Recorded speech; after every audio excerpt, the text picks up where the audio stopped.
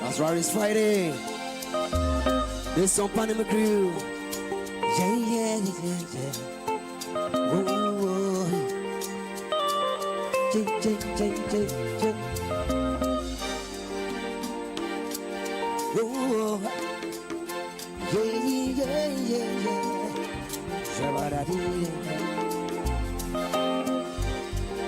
Oh, that's an baby, oh. Onipa baby, wasa siso. Wambe nina. Yeah, baby, ako. It's Friday. If you hear that muscle, yeah. It be no more the king. I be koi. It be no more gusto. Be no more super baba can. Ayen to us walk. Sanity. Ewo ya brabo imo.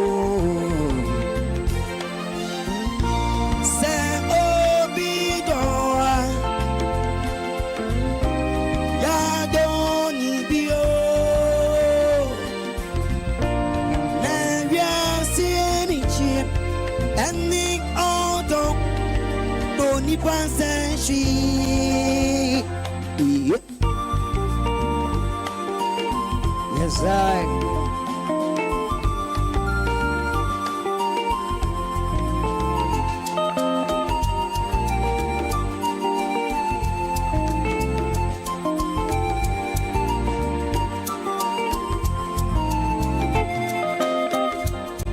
Yeah, echa, JCA. Kumani JCA, eja waebio, waebi wa brabo yimu, waebi ama yeniyo, yes wrong na mi shurama oh die.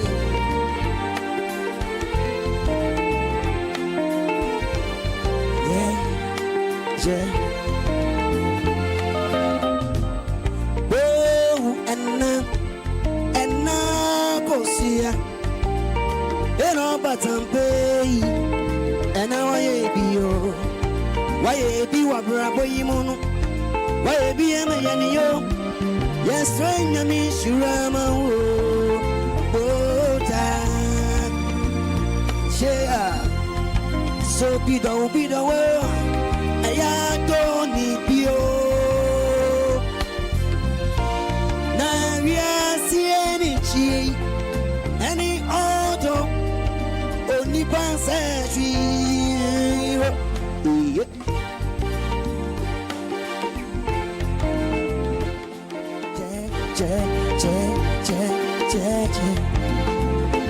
It's Friday.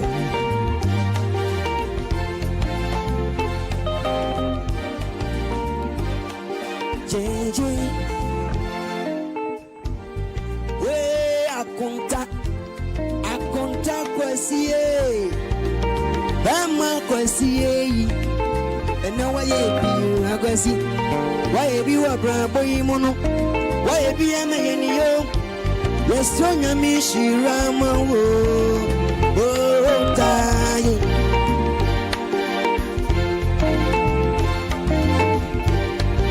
Oh, that's an baby oh. Onipa baby was a siso. One nina. Yeah, baby ako. Yeah, baby ako. Yeah, baby ako. Yeah, baby ako. Yeah, baby ako. Oh, that's a baby ako. Yeah, baby ako. Onipa baby asasiso. Yeah, baby ako. Yeah.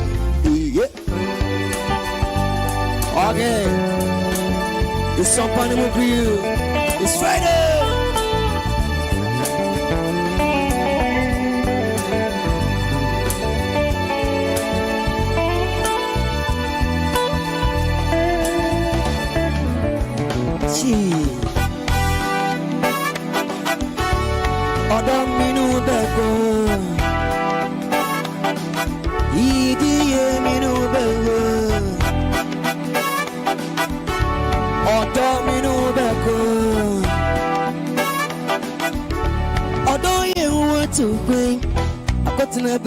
fish a baby. I feel now or by fear. A dear man, Yachi Yen Fefe. Sound or don't they to my was seen. Obesa to Queen Jamiwa. Sati and Minu Beko. A bow me you. Although ye wabana be. I came here no to a reality. Was somebody else who could you? Obini Muda, come a bass in dream. I came away. Autumn Mino Beko. Autumn Mino Beko. Be a Mino Beko. Autumn Mino Beko. Mino Beko. Mino Beko. Autumn Mino Beko. I see my dear Saya. Yamonya Missumo. Obini Muda come a massive dream. The sedan to my was seen.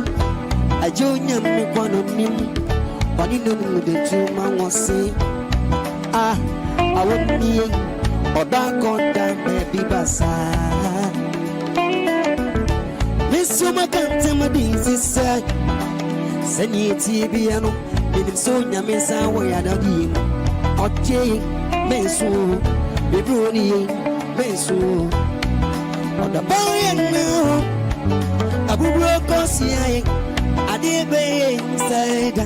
Bibian and she I give my boy, Autumn Mino Beko, Autumn Mino Beko, Autumn Mino Beko, yea, Mino Beko, Autumn Mino Beko, Autumn Mino Beko, Mino Beko, yea, Mino Beko. Yes, I.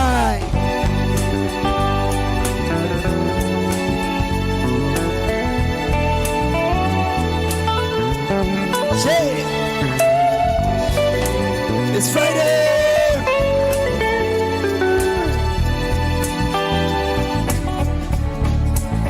Woo!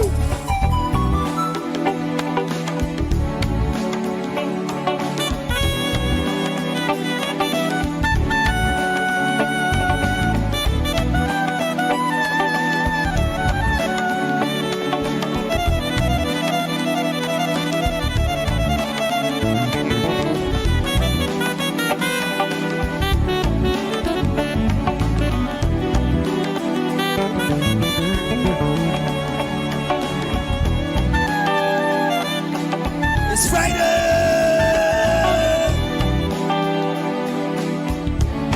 Yes, I'm Friday.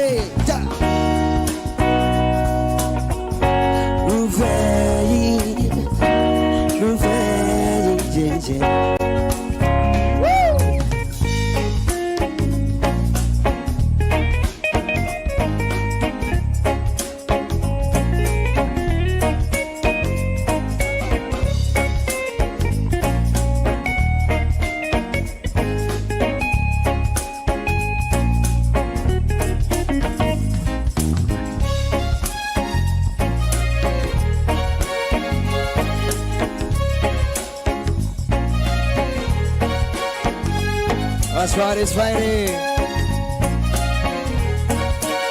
This song too, Mr. Blaushi. That's right. Reading names out to my Kumasu. I can't tell this is on your time.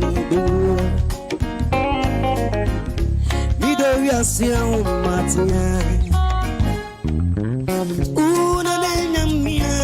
Miss Asia. Why is so immediate? Well, give me the movie. Now, operation in the air, meeting is so I'm sorry. We, but they're going in the empty. Come here.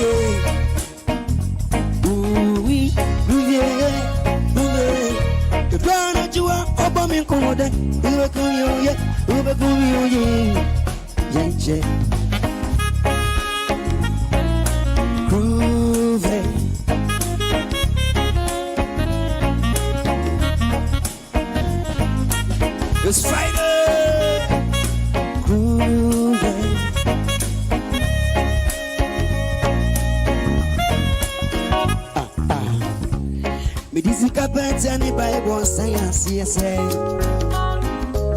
baby, I may do it, my friend. When I'm a near my formation, I was in TV, consume whatever it is. Ooh, no, don't you see? Yeah, the Inamus, yes, no, well, I get the same as a junior war. Etiana, me, baby, and I'm a dream of woman. We run a jewel, open me commode in the community, in the community. We they won't come on in the community, in the community. JJ, grooving. It's Friday.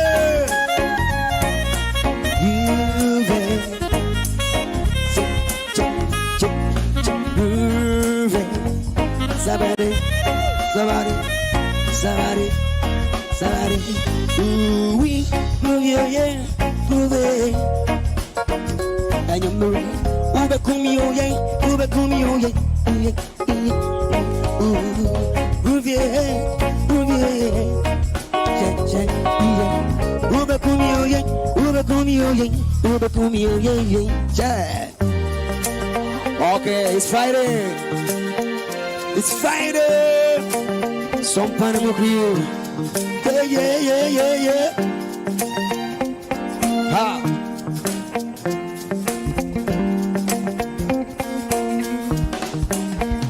Cha.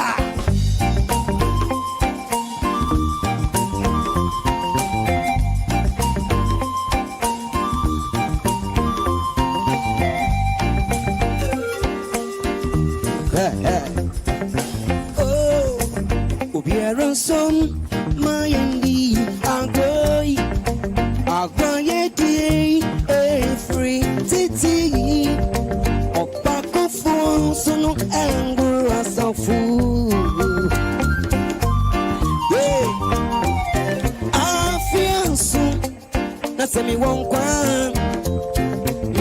Me how better enjoy. And you know, sorry.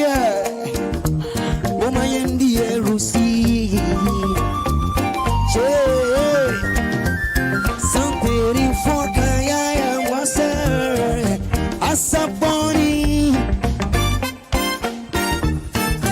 Look come as I see as a bunny. As a bunny, yeah. See. Yeah, oh, be a running, no, Harry Bewu, Tinuyanda, Anna, I feel too young, Mama Yendi, Lucy. Sabeni fue Kaya ya Mwase, Asaponi, when Kumasasi.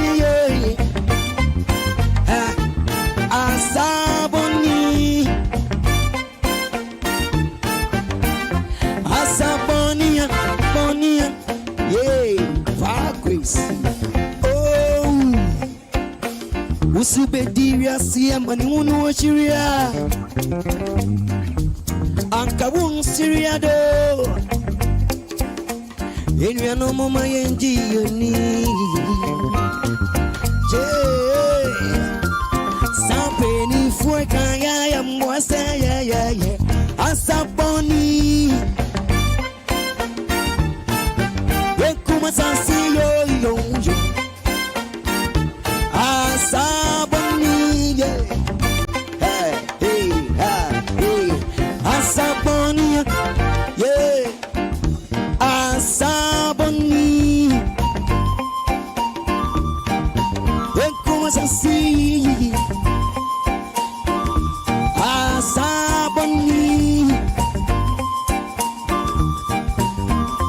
Asaboni, Monia, Sabani. Yeah, everybody's Friday. I saw Bonnie, Bonnie, Bonnie, Bonnie. Yeah. Oh, we are on some my ND. I grow it, free titi. Opako fuang sono angry as a fool. I feel so. That's me won't come on. Me out. Better and change. And you are no more sorry, come on. Mama Yanji and me. Hey, yeah. Something for I was a bunny. Hey, hey. As a bunny. As a bunny. Yeah. It's Friday. As a bunny. As a bunny. Yeah. As a bunny. Yeah. Yeah, yeah. And it's a good morning to you out there. It's interesting that we had to start with Mr. Tepper and it's so crew. You know, on Fridays we do it very nice and slow here because you're preparing for the weekend. But I want to say a very good morning to you out there. I trust you are doing well because we are doing well here. And it's Breakfast Daily on Channel 1 TV on Friday. It's a Friday edition. But before we start, we want to thank the sponsors and also patrons, vendors who made it possible for the Northern Business Fair. We can't end the week without thanking you. Please, you have done a yeoman's job. You have done it very great, and it was a fantastic maiden edition of the Northern Business Fair. A number of vendors passed through, and people also tried to network and all that. The patronage was high and all that in the three regions of the north, all the regions in the northern part of the country participated immensely. It was at the Tamale Sports Stadium over the weekend. That was last week, and I want to say a very, very, very big thank you to all of you. Hopefully the next one, if you didn't participate in this year's edition, get ready and participate in the next one, which will be next year, and be preparing for that.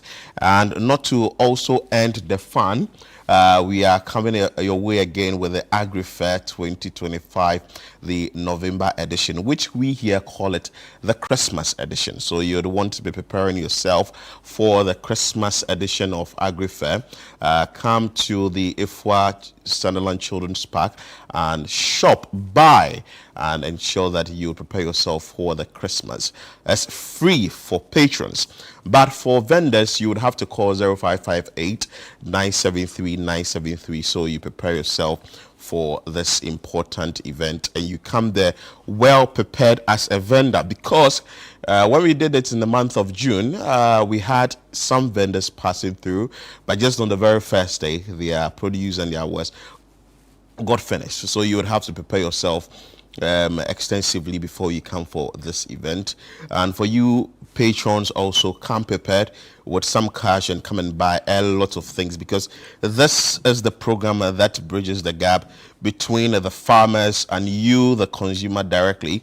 There is no middleman in there. You buy directly from the farmers. You buy the poultry directly from the farmers. You buy the pig directly from the farmers, the goat directly from the farmers, the vegetables directly from the farmers, rice and all that you use for the Christmas season. You are buying everything directly from the farmers. So you can call the numbers 0558 973 973 now and get yourself the slot. Book your slot now, because we have limited slot for all of you, just a few. So you would want to be very fast to pick your slot now, because it's very, very important. And it's been displayed on the screen, as you can see. 0558 973 973 is from the 28th to 30th of November. If you do not know, the next week is just month of November. We are entering the month of November, and it's from 10 a.m. to 6 p.m.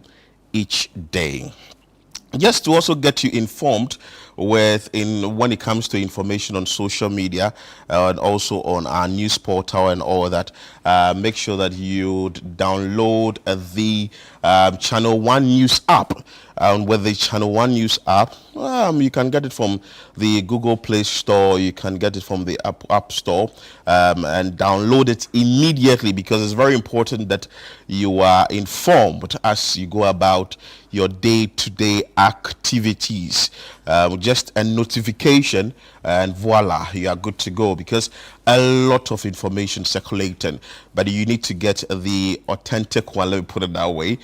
You need to run away from fake news and all that. In order for you to get the accurate information, why don't you download the Channel One News app today and be really informed about what the communication is on the grounds, be it everywhere you want to go, as just on your phone. With a notification, you get to know what is happening on social media, what is happening in the traditional media, what is happening close to you, what is happening far away from you, and you definitely be informed. But let's move away from this and bring you what is in the news today. A lot of things circulating. Yesterday was a very sad one in Kumasi, where the China City Mall was gutted by fire. A very sad one. We will try and bring you updates on that on the show later. And also we will bring you other information, relevant information on the show. Mind you, you can also join us with your thoughts, submissions and comments via our WhatsApp line. The numbers displayed on your screen. It's very, very interactive. You'll be having very interesting conversations on the show. Of course, we wouldn't move away with the interviews that we'll be having on the show, and also entertainment. We'll definitely wrap up the entire show so that you know what's happening over the weekend so far as entertainment is concerned. But starting with the Daily Guide, and on the front page of the Daily Guide, let's bring you that, says that soldier arrested for assaulting pharmacist and customer. This video went viral, and I can tell you for a fact that the whole world, put it that way, if I'm not exaggerating, people really were talking about this, and it was such a relief to have seen that the soldier was arrested, and that we will be following up keenly on this story and whatever the update is. And we understand that the Cantonment Police is handling the case as we speak now. So this is very, very, very troubling, because we really do not know why an individual will be so much annoyed and get into a pharmacy demanding that an amount of money should be refunded to him. And the next minute we see some assault being done in there. It's very, very, very sad. So still on the front page of the Daily Guide, the NDC supermajority MPs absent. This is coming from the minority. There was a list of MPs who have been absent, both from the NDC and the NPP side, and this is very, very troubling. You are not able to form a quorum in Parliament, but you have supermajority. NSA ghost name scandal. Osei Sigbe slapped with 800 million Ghana cedis bill. And also Foriata, 5 others face OSP charges. Yesterday the OSP had a press conference and made mention of a lot of things when it comes to the SML contract. Macron talks maritime security, and this is on the front page of the Daily Guide. Let's bring you some more. Chris, will you want to help us with the graphic? Daily Graphic. All right, so let's get straight into it. With the Daily Graphic, we have Ghana-France deepened bond. And of course, there's a picture of President Emmanuel Macron exchanging pleasantries with John Dramani Mahama. And we have OSP to prosecute Oforiatta, 5 others over SML deals. And here, lastly, we have Dr. Elombi takes over as Afri-Exim Bank's 4th president. And Dr. Elombi is actually a Cameroonian lawyer. Behind the papers, we have Bring Breast Cancer Treatment on the NHIS. And that's by the survivors. I think it's actually very important that Very, very, very important. they should consider that, especially with the fact that the numbers are rising, and also it is very expensive, very, very expensive, especially if it's found at a later stage. But anyway, that's why we're asking people to be proactive.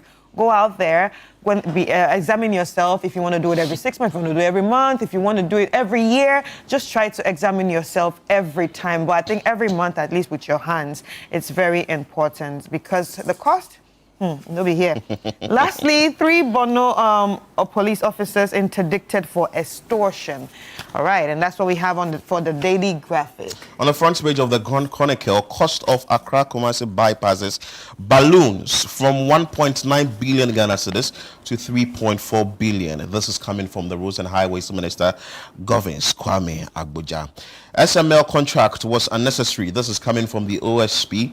Senate hotels will not be sold. This is coming from the Director General, the DG. And also, KGL Foundation support Breast Cancer Awareness Month. And finally, on the front page of the Chronicle, former First Atlantic Bank staff in court for allegedly stealing 900,000 Ghana cedis from customers' account. Or you know that we cannot go without mentioning the memory verse on the front page of the Chronicle. Proverbs 21:20. Precious treasure and oil are in a wise man's dwelling, but a foolish man devours it. And this is on the front page of the Chronicle. All right, so 1.3. Okay, no, let me to the paper actually. We have the Ghanaian Times. So from the Ghanaian Times on the front page, we have 1.3 million metric tons paddy rice locked up for lack of market. Wow. I'm sure if you're wondering what paddy rice is actually unprocessed rice in its natural state. And so it's locked up for the lack of market.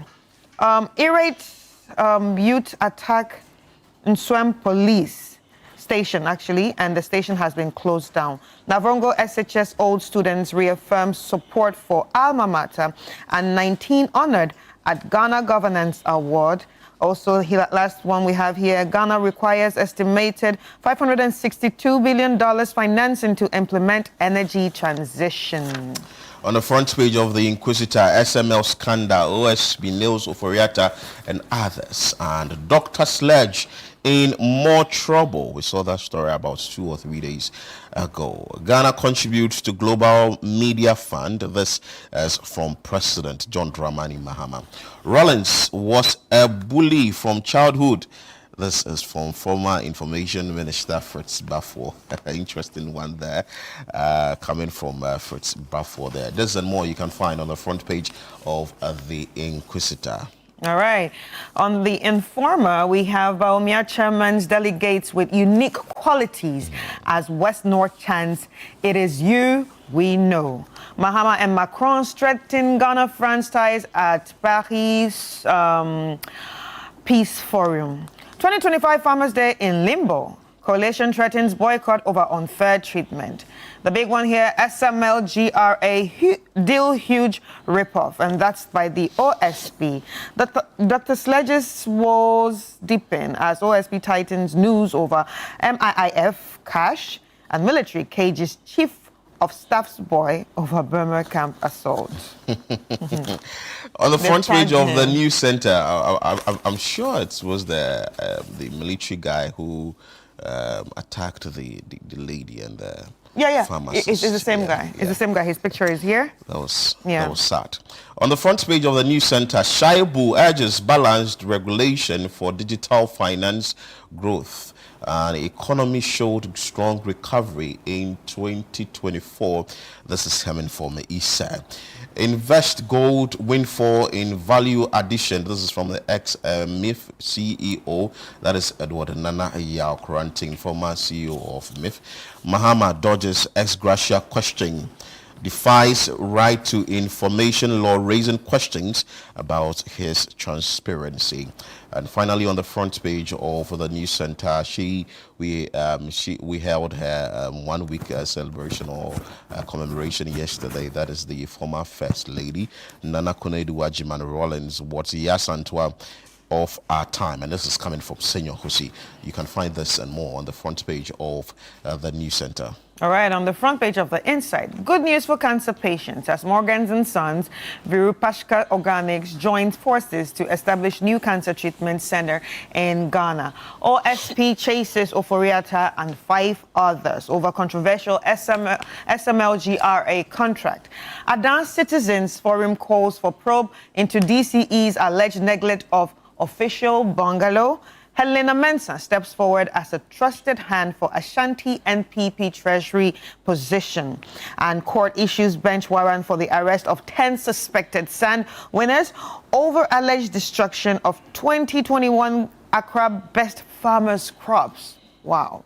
And Putin's Russia's tests unstoppable underwater weapon that can cause radioactive tsunamis. So now we are creating tsunamis. Wow. Wow, it's interesting. We're creating tsunamis as human beings. Well, anything is possible under this sun. Anything is possible. We know what is happening in Jamaica. Yeah. Sad. The Ghanaian publisher, the front page, Galamsey extortion, minority demands dismissal of Dream Central MC. You can see page 3 for that. Light wave saga, and this has been a banter between Okoboy, former health minister, and also the current health minister, Akando. Okoboy exposes Akando's lies. Yesterday, Akando was before the Public Accounts Committee. He also says that Okoboy still overpaid the contractors, and this has become sort of like a lock-ons, a banter between the two individuals. Maybe there's supposed to be a probe into it and see who is really telling the truth and who is not being truthful about this. And you can find on the front page of the publisher the picture of Samuel Okujetu Ablakwa. You can also find the MP for Obuasi West, Kweku Ajiman Kwatin, and also NDC MP Ningo Pram Sam George. I'm sure it has to do with the attendance in Parliament, but on the side is written, Bagbin warns tyrant MPs.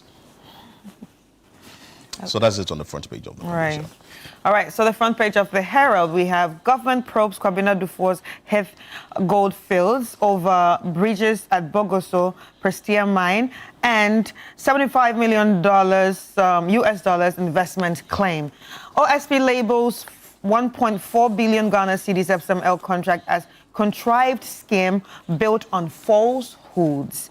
New SNIT managers rule out sale of hotels as Labadi Beach rakes in 16 million Ghana cedis dividend. Health Minister fires back at rented agent Okoboy over defense of $100 million deals, and forgery hits buffer stock boss and wife's 115 million Ghana cedis criminal case. This paper has a lot of dollars and millions and cedis on it.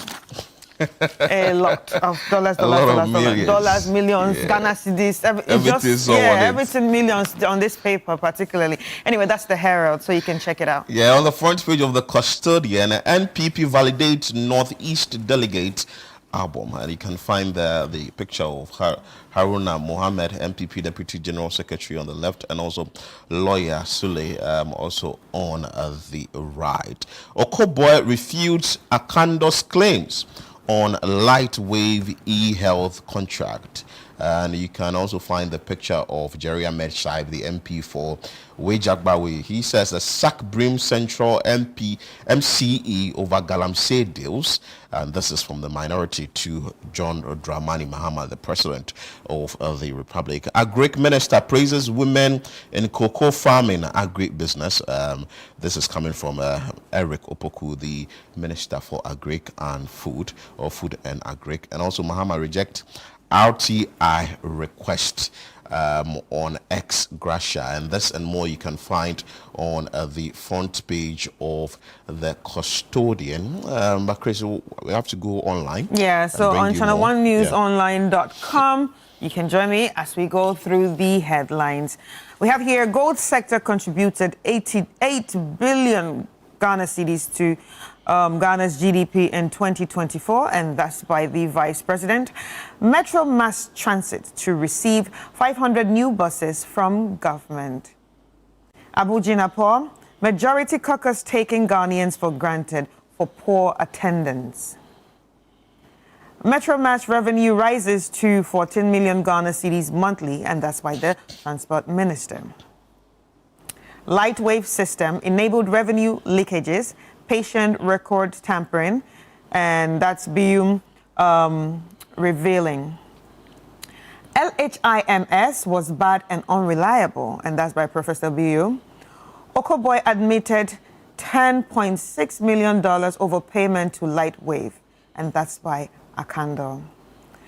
China City Mall fire, all staff safe, no casualties, and that's by casualties, and that's by Kumasi Mayor. PSGH demand justice over soldiers' attack on civilians at Burma camp. In fact, everybody's demanding that. SML GRA contract, OSP to file charges against Ofori-Atta, others by end of November.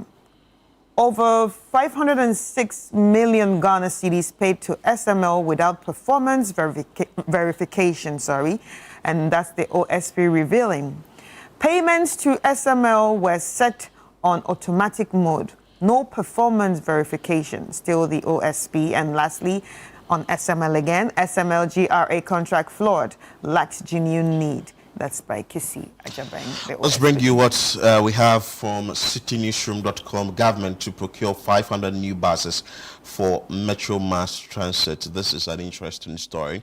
But the question we are asking is what happens to the old buses, and when these buses are procured, are they going to serve the purpose for which they are bought? We know of the new plant that we have one in Accra and another in Kumasi. We really don't know what is happening to these places where people are supposed to ideally fix the old buses and let the old buses be on the road. But then again, new one is being 500 being procured. We know of the Lulu buses, 245 procured in like 2016. They've been left grounded. We don't even know what is happening to these buses, and now we are procuring more anyway. This Ghana we find ourselves. Ghana and all of Africa can stand its own. This is Mahama. He's telling Time magazine. And also gold industry contributes 88 billion Ghana cedis to Ghana's GDP in 2024. This is coming from the vice president. We are reading from the citynewsroom.com. MPs absenteeism, some committee chairs sabotaging sittings, and this is coming from Daffy Amakbo. Roxy Nelson Dafiamepo.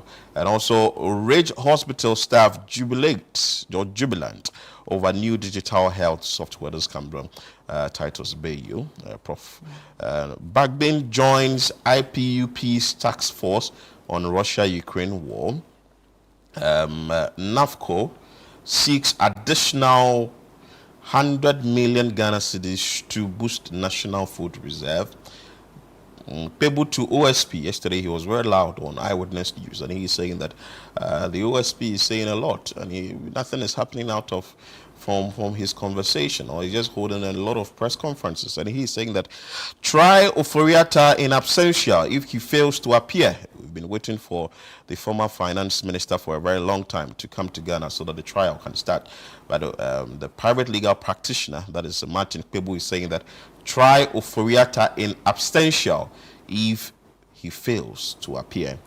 NHIS system saga, Okoboy part of Lightwave contract mess, Akando. And I keep saying that maybe we should launch an investigation into this particular contract and see who is telling the truth. We understand that an amount over 70% of the amount of money have been paid. The total amount is like 100 million Ghana cedis, if I'm not mistaken. Let me open the story and bring you details of the story. But with that, we are asking that at least something should be done, because Okoboy is saying something else. Akando is saying something else. Details of the story. The Minister of Health, Kwabena Minta Akando, has hit hard as his predecessor, Dr. Bernard Okoboy, over remarks concerning the troubled Lightwave Health Information Management System project, describing him as part of the problem confronting the ministry. The rebuttal follows Dr. Okoboy's criticisms of Akando's handling of the project and plans to transfer the contract to a new vendor. Speaking in an interview on City Eyewitness News, on Thursday, October 30, Mr. Akando expressed surprise at the former minister's comment. In his words, he says that, "I am exceedingly surprised that Okoboy should even be talking at this point in time because, to put it bluntly, he is part of the mess we are facing at the moment," he said. Earlier, at the Public Accounts Committee, the health minister also accused Dr. Okoboy of authorizing an amount to LHIMS contract. He claimed that the vendor received more than $77 million, over 70% of the total contract amount, despite delivering less than half of the expected work. According to Mr. Akando, official records show that as of December 2024, there remain an unutilized advance of $10.6 million yet to be expended by the contractor. He emphasized that the contract did not allow for prepayment, adding that the funds should only be released upon verified completion of work. So this is what is happening between the health minister now and the former health minister, Manta, back and forth. Who paid more? Who caused the mess when it comes to the Lightwave? And this Lightwave infrastructure, we know, is linking health facilities and how best we can get information. But let's see how that is going to roll out. Still on the stories we are bringing to you on citynewsroom.com. No ban on English in basic schools. This is from the Education Ministry. It's clear. We know the Education Minister came out to say that, well, you should use the local language. But later, the Education Ministry came to clear the air, saying that should be from the lower level, that should be around KG to class 3.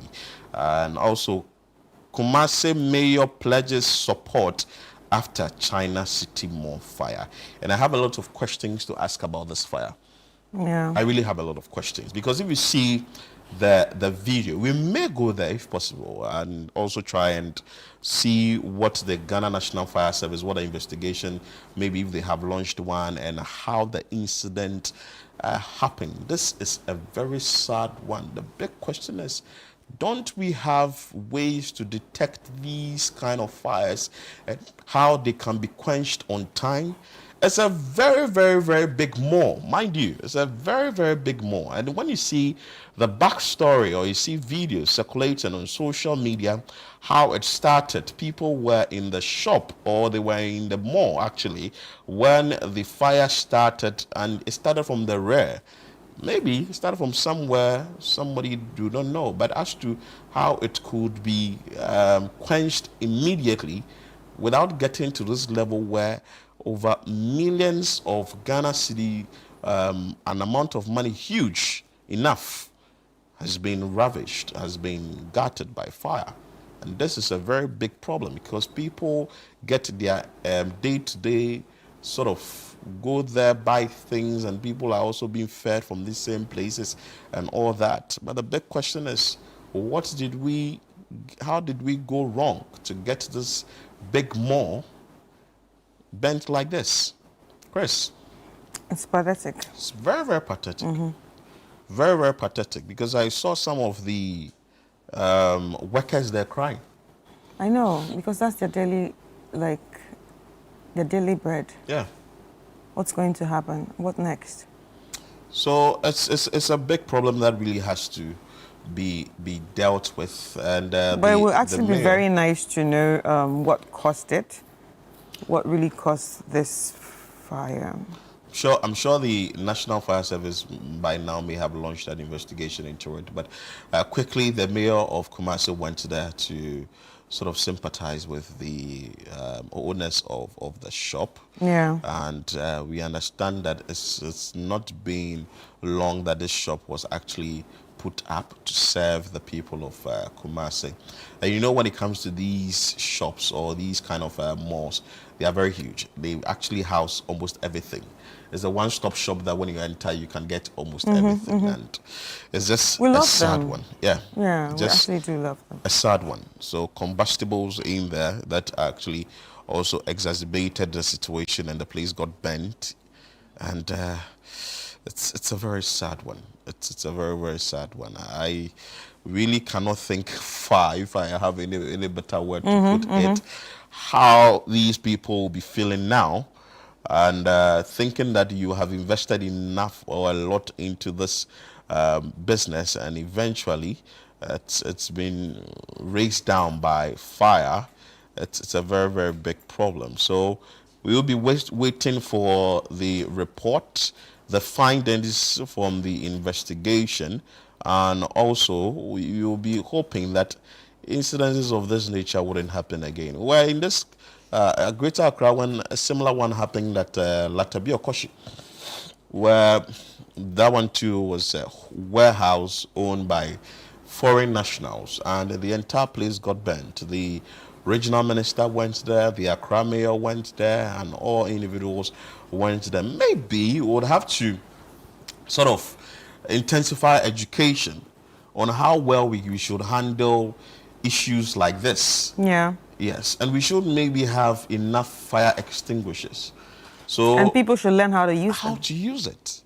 So as soon as you see that fire has sparked in an organization, in your home or something, immediately you should quench it. And we shouldn't wait till incidences like this that we'll be talking about these things when you have fire extinguisher and it's expired. It's True, actually cannot be used That's in another anything. point. You understand? So if it's not done properly, we'll be seeing issues like this. So you've taught the employee how to use the fire extinguisher. As soon as there is a spark, he or she would be able to quench it. Because I can tell you for a fact that this may have happened. There was a small fire that may have traveled a very long time, and eventually it has raised the entire structure down. So we will be asking more questions, and we'll be demanding answers from the authorities, and also we'll be asking the authorities what can really be done about it. But we are just praying that at least if some sort of help can be given to these nationals, these foreign nationals who have eventually put up this structure.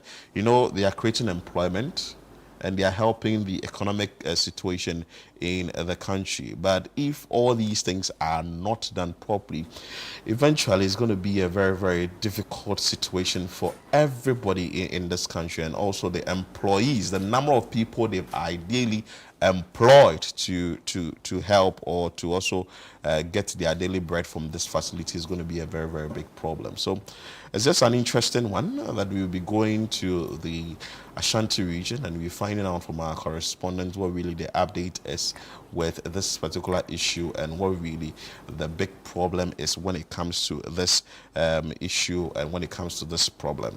All right. Yes. Okay, so since it's Friday, we're going to add some, entertainment headlines. So let's head to GhanaWeekend.com. In fact, that's where you get everything entertainment, your news, your interviews, everything is right there. So on some entertainment headlines on GhanaWeekend.com, we have Shatta Wale renews mentorship drives, showcases Honey Bunny at Shatta Fest. Another one here, that's the big one that has been buzzing throughout socials for 2 days now. Nigerian Nobel Prize winner Wole Soyinka says U.S. revoked his visa over Trump criticism. And everybody's wondering why that is happening. But obviously, before Trump won the election, he had said at Oxford University that he would actually tear up his green card if he wins. Yeah, and now here we are. I don't know if he tore it though, but here we are. It's been revoked until further notice. So National Theatre hosts technical training workshop in collaboration with German Theatre Group. National Theatre strengthens international ties through collaboration with German Theatre Group. Afro Style Carnival returns this November with 5 days of trade, culture, and entertainment. On the international side of things, Cameron sues J. Cole over Ready 24 collaboration dispute. And Accra set for global hip-hop celebration at Talking Drums Festival 2025. Still on rap, Lyrical Joe says rap still... When is the Talking one happening? Talking Drum Festival. So I think the Talking Drum Festival is happening in December. Okay. December 2025. Wow. And yeah, so on rap still pays for those who master their crafts, and that's by Lyrical Joe. And yesterday, the conversation we had, Doctor in the House, cervical cancer preventable. Doctor urges women to get screened and vaccinated. Don't do drugs, they destroy. Edem tells young creatives. I like this. When Yes. it comes from the creatives themselves, they may have seen a lot when it comes to that industry. You know, sometimes in the entertainment world, you are tempted to do these things sometimes because of how you go about your craft and all that. Somehow not having sleepless night. You would have to be racking your brains, coming out with lyrics. You would have to be going places. You have to be very, very vibrant on stage. But who you says have it- to be jumping. But who told you who told them the drugs actually makes you creative? Well, you can't. Maybe you've gone into the industry, you've seen that somebody is doing it. We've seen a number of them. We've seen a number of creatives that after some time, they're like, oh, because And of the spiral, drag, yeah. it didn't help me. We recently saw an interview of Agbeko. who Yeah, said I saw that. It was actually a lady who introduced him into it. We've seen what's his name? Kwade? Kwade. Yeah. Is that his name? Yeah. Yeah. Yeah. and that guy was having he was a lyrics master. Yeah. Like he could really sing well. But if that is coming from Adam, I think that the youth should pick it up and Yeah. work on it. Right. Don't enter into drugs. So lastly, on the international side of things, too, this is a big one actually. Judge Clooney named in Virginia Groff's Epstein memoir. This Epstein memoir is causing a lot of trouble. Obviously, if you don't know who Epstein is, he is an American financier and also a child, sex offender. So they've written a book about him. So if you find your name there, people will definitely cancel you. So Judge Clooney's name was found inside, and yes, it's actually it actually said Ghislaine Maxwell. That's one of Epstein's favorite people. The lady, her name was also mentioned. I think she was also being probed. They said she will actually do time. So she said in the memoir that she had something to do with Judge Clooney after meeting him. And Judge Clooney has come out to say this morning that no, that didn't happen. My name is not among that. In fact, it should be deleted or it should be taken away. But obviously the memoir is already written. And it's already out there. Yeah, so talking about the memoir again, like this morning, like even Prince Andrew of Windsor, that's from the royal family, and he's a Duke of Edinburgh, and the younger brother of King Charles. His name was in the memoir too. So he's been stripped of his princeship, and sacked from the castle. Wow. Yes, because they probed him and they found out that yes, some of the things that were in the memoir, Were true. he did it, and that is a taint to the royal family. And if you remember, when Trump visited England, that was last month, his face with Epstein's face was, put on the mirror, like a mural to welcome him there by the youth. And because Trump's name, Trump and Epstein were like this. So, and they're like, if you knew a sex offender, Where will you be? exactly, that had many orgies with young children or many young girls, why are you still his friend? Or, that means you are like that. Wow. Show me your friend. I'll show you. So that's what happened. Like this morning, it's been announced that the prince has been, stripped of his That's princeship. sad. He's no more a prince of Edinburgh. and he's no longer going to be in the castle. So that's it. Anyway, that lets us know. That actually tells us that we need to be careful the people we deal with. Very careful. Yeah. You miss all this opportunity as a prince. Anyway, that's what we have for you, news super review this morning. And trust me, we have a lot for you on the show. You'd want to stay with us here on Breakfast Daily on Channel 1 TV. We go for a quick break. When we come back, we'll bring you more. Stay with us.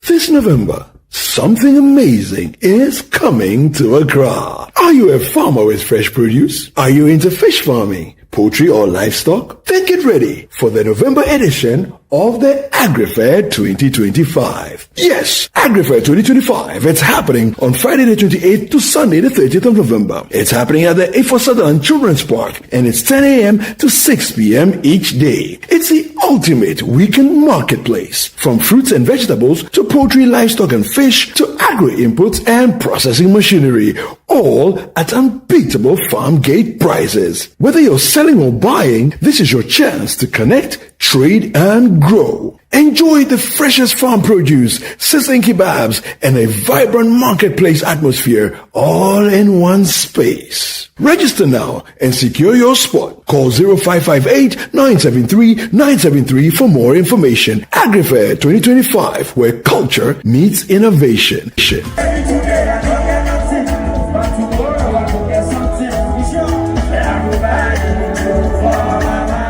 The AgriFair 2025 is powered by Channel 1 TV and 97.3 City FM and is proudly sponsored by Horticulture Business Platform, Development Bank Ghana, Legacy Crop Improvement Center, and Gersel.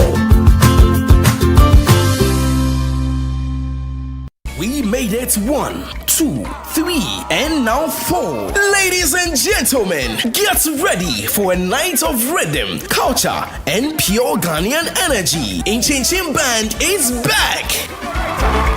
And this time, it's bigger, louder, and more electrifying than ever. It's the Inchin Experience, the Avivi edition.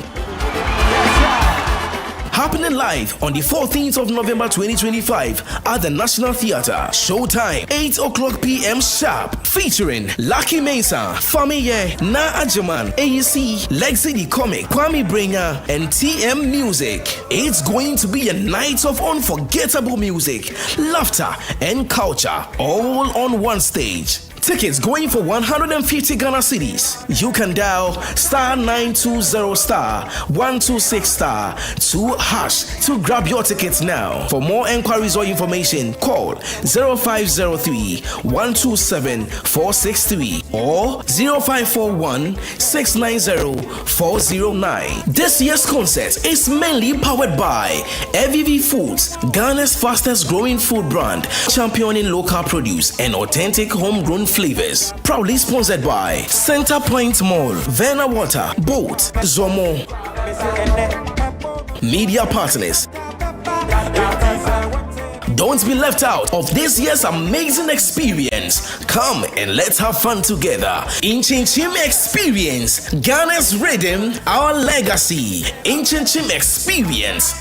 Feel the music.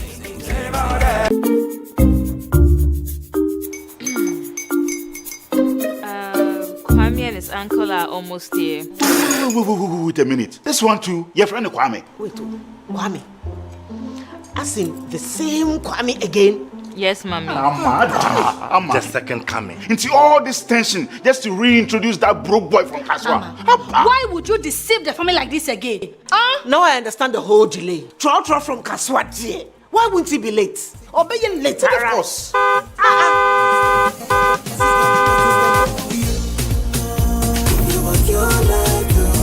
Star 712 hush, star 712 hush. You go be the luckiest. Kofi from Georgia be luckiest. From not the cause she be luckiest. Yeah, you go be lucky, luckiest. No matter why you're luckiest. Everybody go be the luckiest.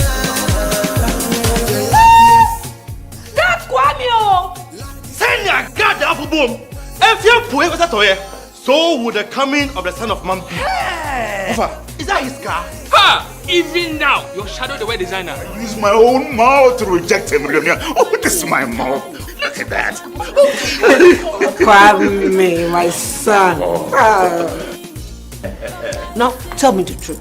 How did this all happen? Oh, mommy, simple direction. Mr. Good Luck no me way. Yeah, man. Easy car. Or dial *712#. The devil is a liar. He picked his ticket and entered his lucky 5-digit number. I'm his birthday. Oh, how romantic. And he followed the prompts. Yes. And then boom. Confirmation test. One quick, pick 5 numbers for me, okay? I'm feeling like 7. Dial *712#. Choose your ticket. Enter your lucky number. Follow the prompt and let destiny handle the You see how they love you now? Yo, baby, our family payment seminar. Before December, may release a motivational album. Patapa, my super. This promotion is regulated by the NLA on the Caritas platform.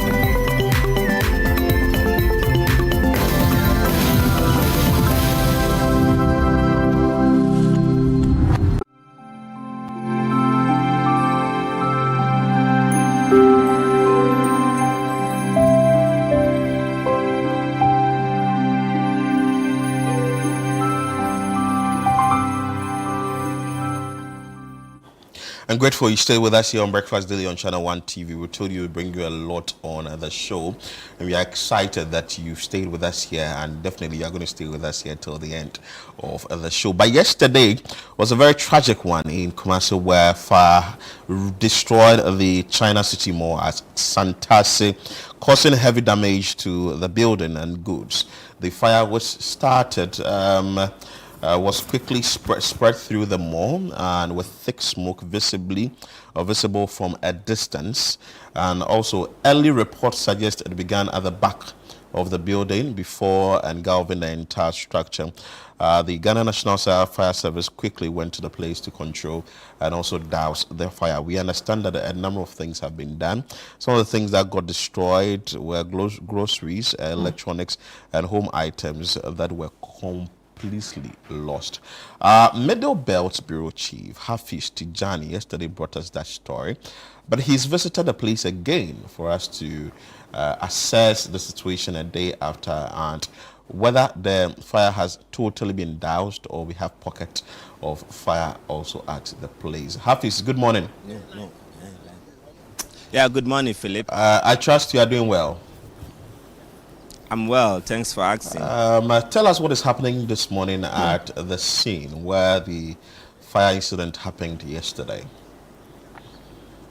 Well, so this morning the fire officers are coming back here to continue with their investigations. Yesterday they started with the investigations and they are here to continue. So it's not only the fire officers that are here. We have also officials from the National Disaster Management Organization, that's NADMO, and we have police officers who are also here. And then we have managers of the facility itself who are also here. So the fire officers, the NADMO officials are trying to get some information from them as part of their investigations. But if you look behind me, you still see pockets of fire, but the concern we have raised when we came here with the fire officers, but they said that the major fire has been brought down. These are just pockets of fire. So, the nature of the combustibles here within the facility. So you can assume that even if they are dealing or they have dealt with the major aspect of the fire, then you have pockets of fire due to the combustibles that are still part of the debris and also the remnants from the burnt area. So they say it's not any of concern, or it's not of any concern.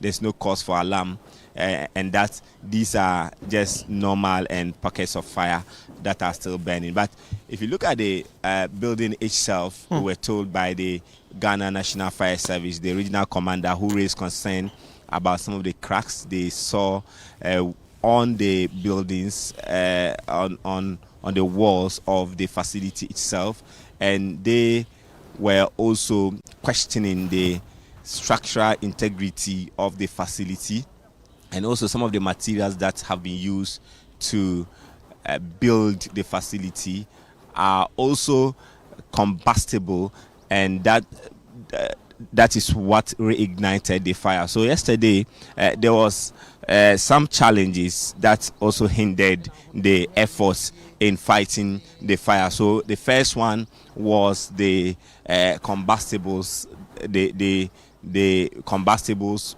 in the facility, and you can hear that blast there.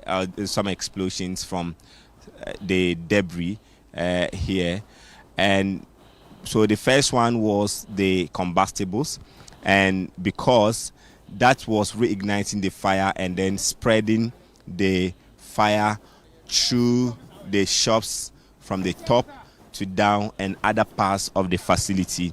And secondly, the one of the issues that hindered the firefighting efforts yesterday was the human activity. So the fire tender was coming from different locations from the Kumasi metropolis. So we had one fire tender from the Ahunjo Melcom area.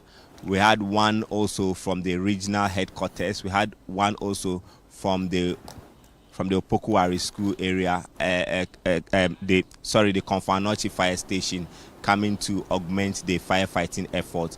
But there was heavy vehicular traffic in town, and drivers, when it comes to some of these issues and when it's rush hour, it's very difficult for drivers to give way to emergency service providers to come in and do their work. And that was the concern the mayor of Kumasi raised. The drivers were not giving way to the fire officers, and that was hindering their getting here on time with the other fire engines that were being deployed subsequently to this place. And they had to intervene and bring in a motorcade that had to help create a way for the fire engines to come here. So the other issue that also reignited or made the spread so fast at the facility was the absence of a hydrant very close to this place. So we are told that there's a hydrant around the Opokuwari school area. There's another hydrant around the Ahunjo Melcom area. So if there's no, or when they come and they are done with one engine and the water is finished, they have to go back and refill and come back. So if there was a hydrant very close here or a hydrant at where the incident happened, they would have been able to just get the water quickly. So later, the Kumasi mayor had to order the deployment of some of the tankers belonging to the DRIP program, so that they can bring in the tankers to supply water to the officials of the Ghana National Fire Service. But in all, they have been able to do a good work by bringing down the situation under control. So we are told that the investigations are still underway. So the mayor is going to meet with officials of the Ghana National Fire Service as part of their investigations, and also some recommendations will be given for city authorities to take up the matter. So if you come here this morning, you still find the workers here. You know, this place is employing about not less than 300 people. Wow. So most of them are locals. Most of them are young men and young women who have finished universities and they don't have work, who have finished senior high school and they don't have work to do, and this is where they get their daily bread from. And you see that all of them are so sad, they are distraught, and it's not a very good sight for them. Yesterday we saw the managers of the place were not so happy about the situation. So we are trying to get in touch with some of the authorities here who have come around, the Ghana National Fire Service, the Kumasi Metro Fire Officer, Mr. Asedu. You are welcome to Channel 1 TV. Oh, thank you, my brother. So what will you say the situation is this morning? Oh, the situation is very calm. As you can see, all the fires are down, except some small pocket fires, which we normally don't regard as a fire because it doesn't possess any threat. That is why you can see it. What you can see is what you can see now. So the fire is totally down, except only some few pockets of fires. I've seen your men who are around here. What are they here to do this morning? One, they are here to undertake the investigation and the cause of the fire. And two, to stand by and check if there will be any additional expansion or spread of the fire so that they can tackle it. That is why they are here. What was some of the major hindrance to your efforts in fighting the fire? The major one is the traffic. You see, because of the situation, all eyes was on this area. So people are moving from far to come and see what was going on. Because of that, the traffic was not easy in the town. It makes our work very tedious, very, very hard for us because access to this place was very hard, but we were able to at least come in time to hold the fire. When you look at the nature of what is sold here or what is burnt, will you say that contributed to the spread of the fire? Perfect. And I can boldly tell you, if you have even visited this place before, you realize that the kind of things that they sold here, most of them were highly combustible materials. Highly combustible materials. That helps the spread of the fire become very fast. Because the time that we received the call around 3:20, whereabout, and we arrived here around 3:30. When we got here, the whole building was engulfed with the fire. Everything, including the content. So you just imagine the kind of product they sell. So it contributes the spread of the fire very fast. Let's look at the angles of your investigations. That one, dear. So far as we have now started, the investigation began yesterday. It began yesterday. And we are still on it. So I cannot say anything about it unless we have got what we are looking for. Because when something happens, people will say a whole lot of things. Some people will attribute to so many things. But it's up to us. After getting what the information that we are looking for, then we sit down and analyze per the physical investigation that we would do on the grounds. Then we can determine to tell you that this is the cause of the fire. I know you have been leading efforts in going to shops, marketplaces, and other facilities, commercial facilities like this one, to educate them on fire safety. Are the people complying with what you tell them? You know Ghanaians' life. So far as the thing has not happened to him or her, whatever you say, some of them will take it serious. Others will take it, don't mind them. They are here. But all the same, we are doing our best. We will continue to educate the public. We will do it. We will move house to house. Now, as I'm speaking to you now, we are from the market. We have market fire team supported by the newly recruited YE, the fire assistants, and we are moving from house to house, market to market, shop to shop, because we are getting to the dry season. And we don't want any occurrence of fire that will be a major like what we have experienced. So we started a long time. If you move around the Doom,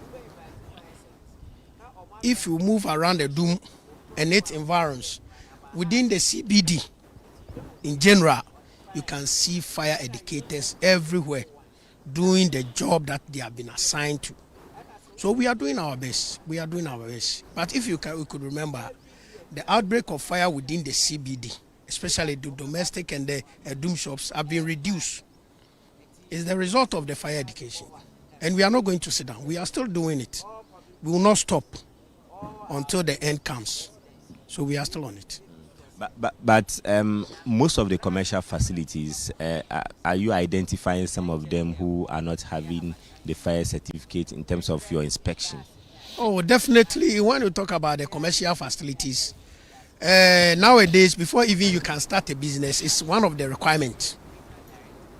It's one of the requirements that you need to at least have a fire certificate, or you need to be permitted by the service.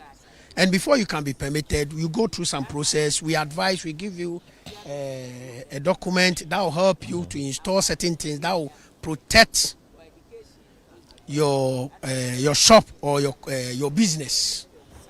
And even if it do okay, we will train you so that we can combat or fight the fire at the initial stage. So we do. Though some of them are very hard, very risky, but we are still doing our best. And I know they will comply because there is a law backing it. But what would be your advice to the general public, seeing that we are in the dry season now? Okay, thank you. My advice is that I'll urge each and everyone to comply with the fire safety, because safety first. Your life is more important before your property. So if you fail to protect yourself, your life will be in danger. And I'll plead with them. They should give the fire service opportunity to educate them. They should listen to the fire personnel. At least you can hear one or two. When you get home, you can practice it. And it will help you to protect your whole house and your family. Because some of them, when you get to them, the way they respond, sometimes, you see, once you have been mandated to do, you don't have any option to at least do it. And at the end, I know that it will benefit the public. So I know there will be some recommendations like you did in the past. This one, I know after your investigation, you'll be submitting your recommendation to the city authorities. What do you expect? Okay. What I'm expecting is that every recommendation that we will give, they should adhere to it. They should adhere to any recommendation that will come from Ghana National Fire Service. Because when they adhere to it, I believe it will help them. It will help them. All right, so that's DO2 Thomas Esiedu. He is the Kumasi Metro Fire Officer, and he has been talking about the investigations they have started, and his men are here. They are continuing with the investigation. But we have also officials of the National Disaster Management Organization, NADMOM. They have been here since yesterday, helping in the effort, and they have also been making some observations. So I would engage with the Kumasi Metro NADMO coordinator, Godwin Della, Director Lahore. You're welcome to Channel 1 TV. Thank you. What has been NADMO's observation since the incident happened yesterday? Thank you and good morning. Though we are not in a good mood, but so far we are still on our assessment and investigation on the issue. So we have not actually reached the point that we can say that it is A or B that actually caused the fire. We are still making our assessment and investigation so that we attain that. That is why we are still here this morning. But you have been speaking to the property owners, and you have also been doing your independent assessment. Yeah. In quantifying what has been lost, are you able to give a figure yet? Not exactly. That is, so we even told them we still have discussion with them. And you know, normally when the thing happens fresh, it's not advisable putting up some questions. You have limit to some questions that you ask during the period. Then after, you engage them further to understand and ascertain actually the cost. And that is what we are going to do today. We have alerted them that they should calm themselves. When we finish our assessment this morning, we come back to them and do that part. So it will be done today then we know what to talk about. I know NADMO also has its investigations to do as far as this issue is concerned, and you'll be also be giving your recommendations to the city authorities. When you look at the building yesterday, there was a concern by the fire officers that they saw some cracks on the walls of the building. What will be NADMO's maybe recommendation to the city authorities? Thank you. That is true. We did that together yesterday, and the mayor was even here. So both fire service and NADMO, we advised the mayor that this building have to come down. That is why you saw the excavators here last night. So upon our advice, that the mayor make sure that they bring the excavators. So we are still here assessing the situation, after which we will make sure that the building come down, because it's still a threat, and we don't have to go leave this place whilst we'll be waiting for another disaster. We can't wait for that. So are you going to step up your investigation or maybe your checks of other commercial facilities, because this one has happened and we can't wait for another incident to happen, so that you check the structures that have been put up as commercial activities? Is NADMO going to take up this exercise? Already NADMO is doing that. If you have heard of us for some time now, through the regional director of NADMO, we've been having a lot of exercise in public places, our market. We have been in even KJT last month on 3 occasions. And as I'm speaking to you now, there's another program that we still want to go to KJT to make sure we enforce some regulations. So there are a lot going on. NADMO is doing a lot. That is why I was advising one of your sister stations that we expect you to be talking to us most of the time, rather than waiting for disaster period before you ask us questions. And it always makes people think that we always wait for disaster to occur before we come out. But there are a lot that we are doing that most of the time you people are not helping us with the publications. We appeal to you that help us to do that education. Interview us when there is no disaster, so that you know what is happening and what we are doing. Then we also take advantage to talk to the public more often, rather than waiting for disaster period. Because sometimes when disaster happen and we are asking questions, people even relate the issue to only that period that has happened, and NADMO is only coming out because of that day or period. But that have never been. You can go to places. As I'm speaking to you now, today, NADMO was supposed to go to some markets. Tuesday, NADMO is supposed to go to some market. And these are programs that are ongoing. Even this week, NADMO have been to Kwadaso and some other markets without even waiting for. And this structure, we have visited here before. My officers in Chiaeso, they have visited this structure. They've advised them. I think that was last month. They came here while we were also working at some other places. So we are doing public education. So when your officers visited here, what was the issue? Normally, we come in, assess your situation, advise you on some of the things to do. If we even see that you have already done something that we think you should do to enhance whatever that you are putting in place. And it's true, they have their fire certification and so forth. So these are some of the things. But we also advise people that though they have fire extinguishers, but sometimes you need to be refreshing your people around the extinguisher. When you train them for once, and you think, oh, they know how to use it, and you don't refresh them, you are making a big mistake. Even the fire service who's supposed to be training you, they normally have refresher programs, because if you don't do that, you might not remember how to use it when the incident occurs. So we normally advise that people should be having that training periodically at least, so that people will always be fresh about how to use the fire extinguisher. So yesterday we had a confirmation that there's no any casualty. So after this morning, have you recorded something like that? The only casualty was someone who was closer to the incident scene, and that person got a slight injury because of the rush at that time. And so far, not that to the extent that you say someone is dead or have had a casualty to the extent that the person cannot lift or walk. Not to that extent. But so far, that's the only incident that we have heard of. How's the condition of this person? It's better. It's better now. Yeah. So we can see that the excavators are here. Are you going to start the demolition this we morning? We are still doing our discussion. And normally when you want to do demolition, you have to plan how to do it to make sure that you will not have any casualty as you do the demolition. And also, you plan in such a way that it does not cause a lot of havoc also to the land and the surroundings. That is why we are here doing that. So when we finish with that assessment, the excavator will start its work.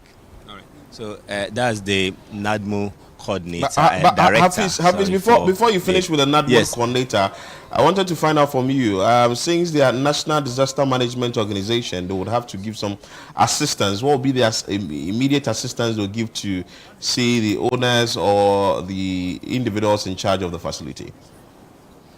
Okay, so let me put that question to him. So, want to know what you are doing to help at least the locals or people who work here. What's the immediate help you are going to give to them? When incidents of this nature happen, our prime focus first is to make sure you put the incident under control, assess it, know the issues, how the causes of it, before we plan of any other. So for now, at this scene, this is our focus. But do we know how many workers have been affected? These are all the things that we are coming to do this morning. Okay. Yeah. That is why we are here this morning. All right, Hafiz. So, that's the... Hafiz, I actually have another question for him. He talked about, the media being part of, their mouthpiece in helping them put out the word. But what have they done as themselves without depending on the media? Say maybe campaigns, maybe door-to-door campaigns or announcements on their social media pages, something that also let people know that, okay, this is how you should live, this is what you should do and all that, instead of waiting for the media to be their mouthpiece. So apart from the media that you rely on to send information to the public, what other platforms or avenues are you maybe exploring to be able to get a very wider reach, talk of the social media? Are you doing those things? Yes, we have started. Now we have some IT guys that we have given some job to, and they have started. It's now that we are creating this social media, that's the Facebook and other WhatsApp platforms and so forth. The Facebook is ongoing, and even our national have it, the region have it, and we all pack our issues there, then it goes out. So we've been doing that.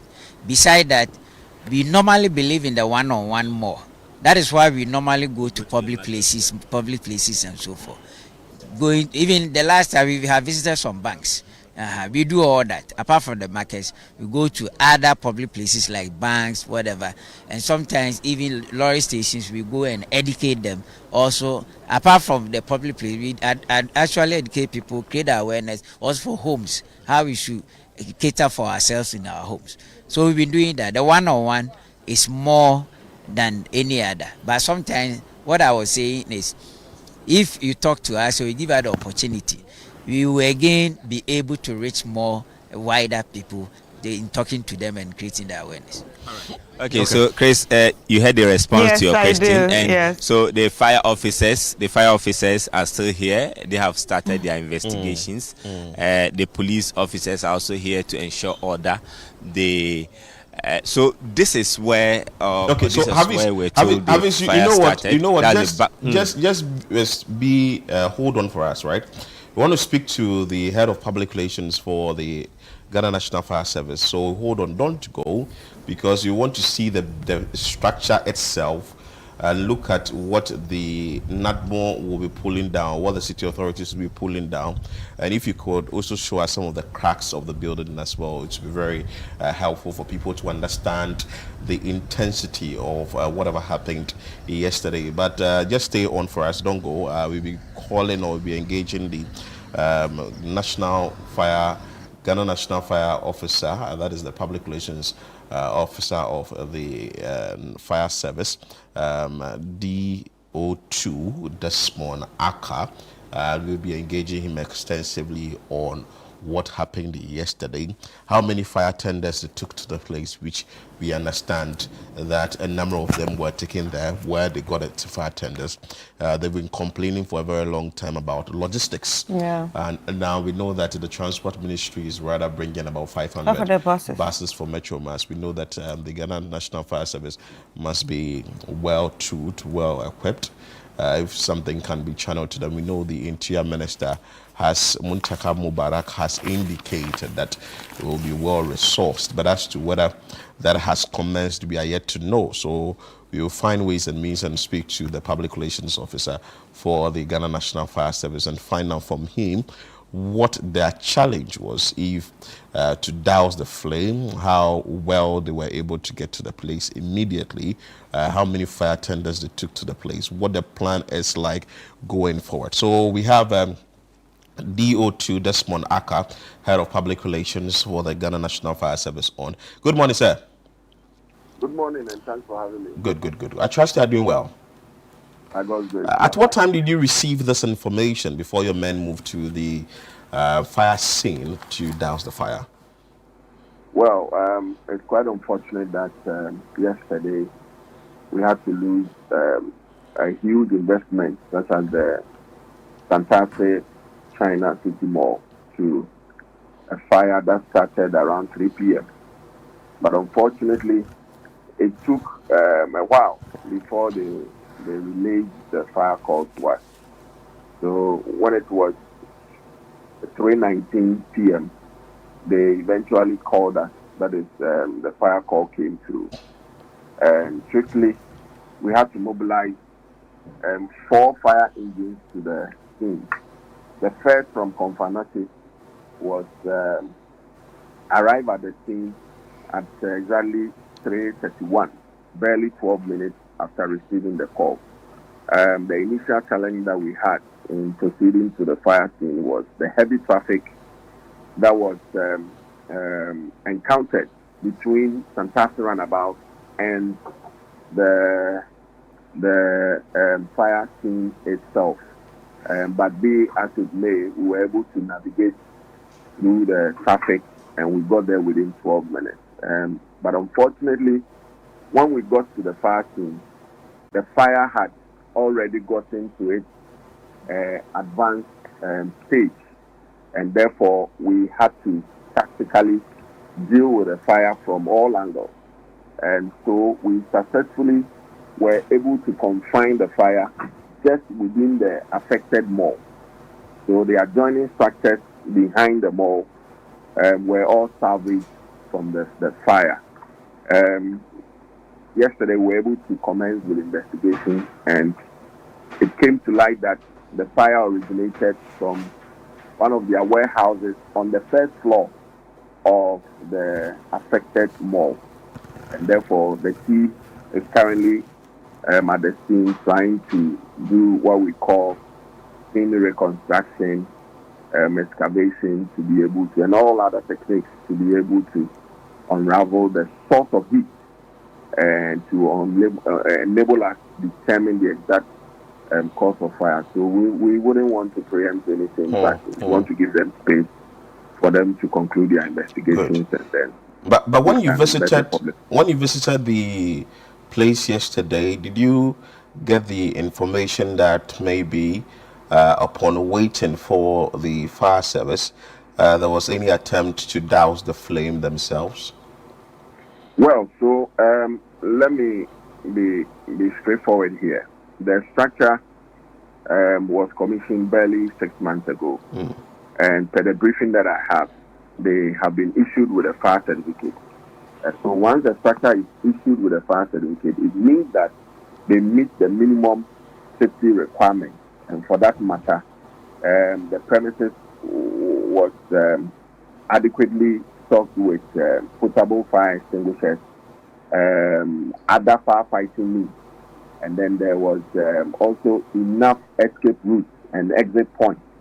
And therefore, when the fire broke out, the health and safety manager of the facility activated emergency evacuation protocol, and that really helped in evacuating all the people who had come in to buy one or two stuff as well as the workers. And we understand that because of the constant training that we give them, they manage to activate or initiate initial firefighting.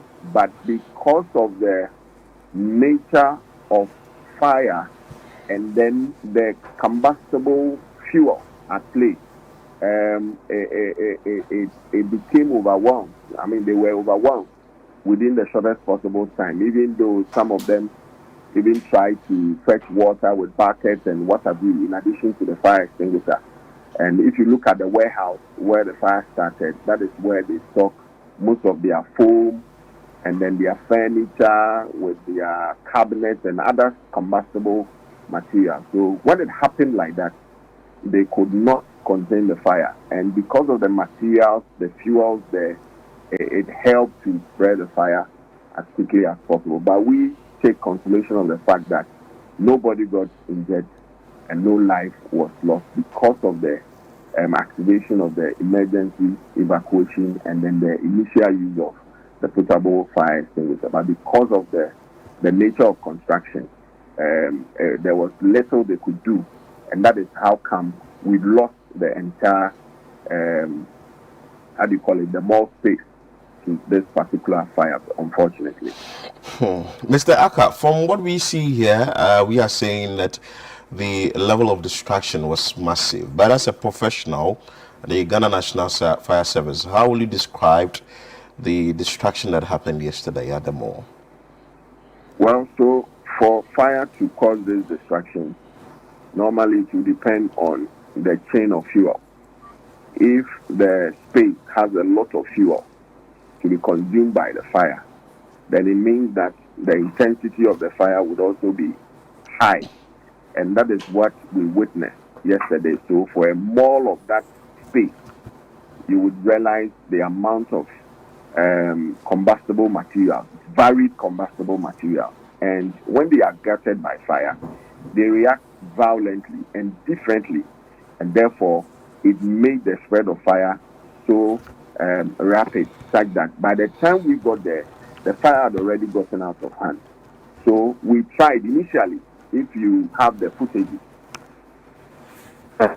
entered just to battle the fire head on.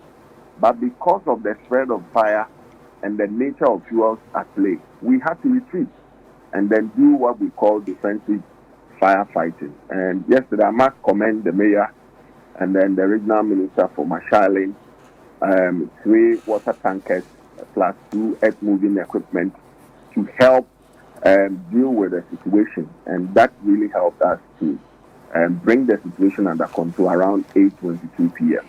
And so, if you ask, this is what contributed to the massive destruction that we had yesterday. All right. So, still talking about massive destructions. Earlier, when we spoke to the NADMO officer, he talked about the place, storing some materials that are combustible. Now, in a situation that the place is storing materials that are combustible, what are people supposed to do? Obviously, we cannot dictate to people what to sell, but what are they supposed to do to take precaution and be proactive when it comes to, in case there's an issue of fire? Well, so for a warehouse setup, before you can stockpile, there are some basic safety protocols in terms of ensuring there is good housekeeping. And therefore, you need not to pack the waste all together. You need to segregate them. The solid ones, the liquid ones, or the semi-solid or whatever. You need to pack them at different places with enough space in between them. And you don't have to pack them to the ceiling level. And then you also have to maintain some distances between or around them. And then sometimes you have to even pack them on some pallets, depending on their nature. Or some of them do not have to even sit directly on the floor because of the reaction that they go through over time. So if these basic safety protocols are not followed, sometimes because of how we have packed and there's very little room for adequate ventilation within that space, some of the product could self-ignite. Yeah. That is what we term spontaneous ignition, and then would start fire. So by and large, we believe that we will continue to engage facilities, warehouse owners and all that, so that we can bring them up to speed about some of these things, even though we are doing, but some of them are still recalcitrant, especially when we are going to the season that we are going to enter, the Christmas, where people would want to fully stock their warehouse and to cash in and in the upcoming season. We also try our best to enforce that basic warehouse safety protocol to ensure that we do not experience some of these preventable fires. Okay, and talking about educating people, is there a way that you would say that the public was not really educated when it comes to the importance of firefighting? Because speaking earlier, we heard that there was a lot of traffic and people were blocking the roads. So, I mean, you have a siren and you are a firefighter. So why would people just be adamant and not let the fire vehicles pass? I think Mr. Aka, we are losing you. If you can position yourself also, we can hear you clearly. Hello? Okay now? That's better, but it can get better than this. Is it okay now? Yes, far better. Yeah, you can go ahead. Yes, so I was saying that we are becoming the people who are gradually not paying attention or putting much premium on our safety. We think that fire is something which is very far from us, and therefore we are immune to fire. And people only take fire seriously when their property or their loved ones have been affected. And that is a very bad culture and mentality. And therefore, I would only urge Ghanaians to prioritize and put in adequate measures to prioritize their own fire safety. Somebody may have the luxury of money to go and buy a vehicle, but to come to think of getting an effective fire extinguisher that would help him douse fire within the vehicle or on the vehicle, I mean, doesn't concern the person. And then somebody will also build a very huge mansion and wouldn't care to secure it or by protecting it by means of installing fire extinguishers, smoke alarms, and what have you, to help him or her to escape in times of a fire emergency. So I think it has become our culture, and we all have to help in shaping that perception. Because why would a fire tender be blaring its siren and be coming? It should tell you that something is happening. Because ordinarily, why would we move a tender if nothing is happening? So I think that we all have to do our best. As the media, we need to be able to provide, at least give us more airtime to be able to drum this home and to let people understand that without your safety officer, your security is nothing to write home about. But we tend to concentrate much more on our security rather than our safety. But elsewhere, because they understand their safety, therefore they give a lot more premium in ensuring that they protect themselves, their properties are protected, and they respect the firefighters than any other security or paramilitary institution. But here, it is the opposite. So we would want to plead with government that it is also important that the Ghana National Fire Service, based on the fires that we are experiencing, the sophisticated nature of these fires, we need sophisticated equipment to be able to deal with these fires. I know that the Honorable Minister for the Interior, even the President, has also assured us that we need some of these equipment now to be able to help us to be able to deliver on our mandate. And I believe that when they come in, it will help us greatly to be able to serve the good people with what we are known best in doing. Mr. Aka, before you take leave of us, you have some few questions we want to ask you. We want to find out from you this firefighting incident that happened at the mall. Where was the closest fire hydrant that you had to tap from before you were able to douse the fire? Well, so we were replenishing from Santase post office area.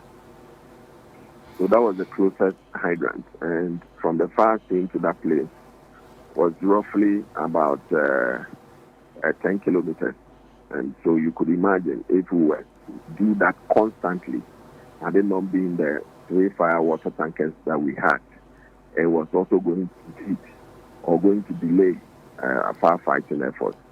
So that is why I commended the mayor for helping us with that, those 3 water tankers to help with constant water supply. And that really helped us to bring the situation under control. And in fact, I must commend the firefighters for braving the odds to kind of deal with this fire situation.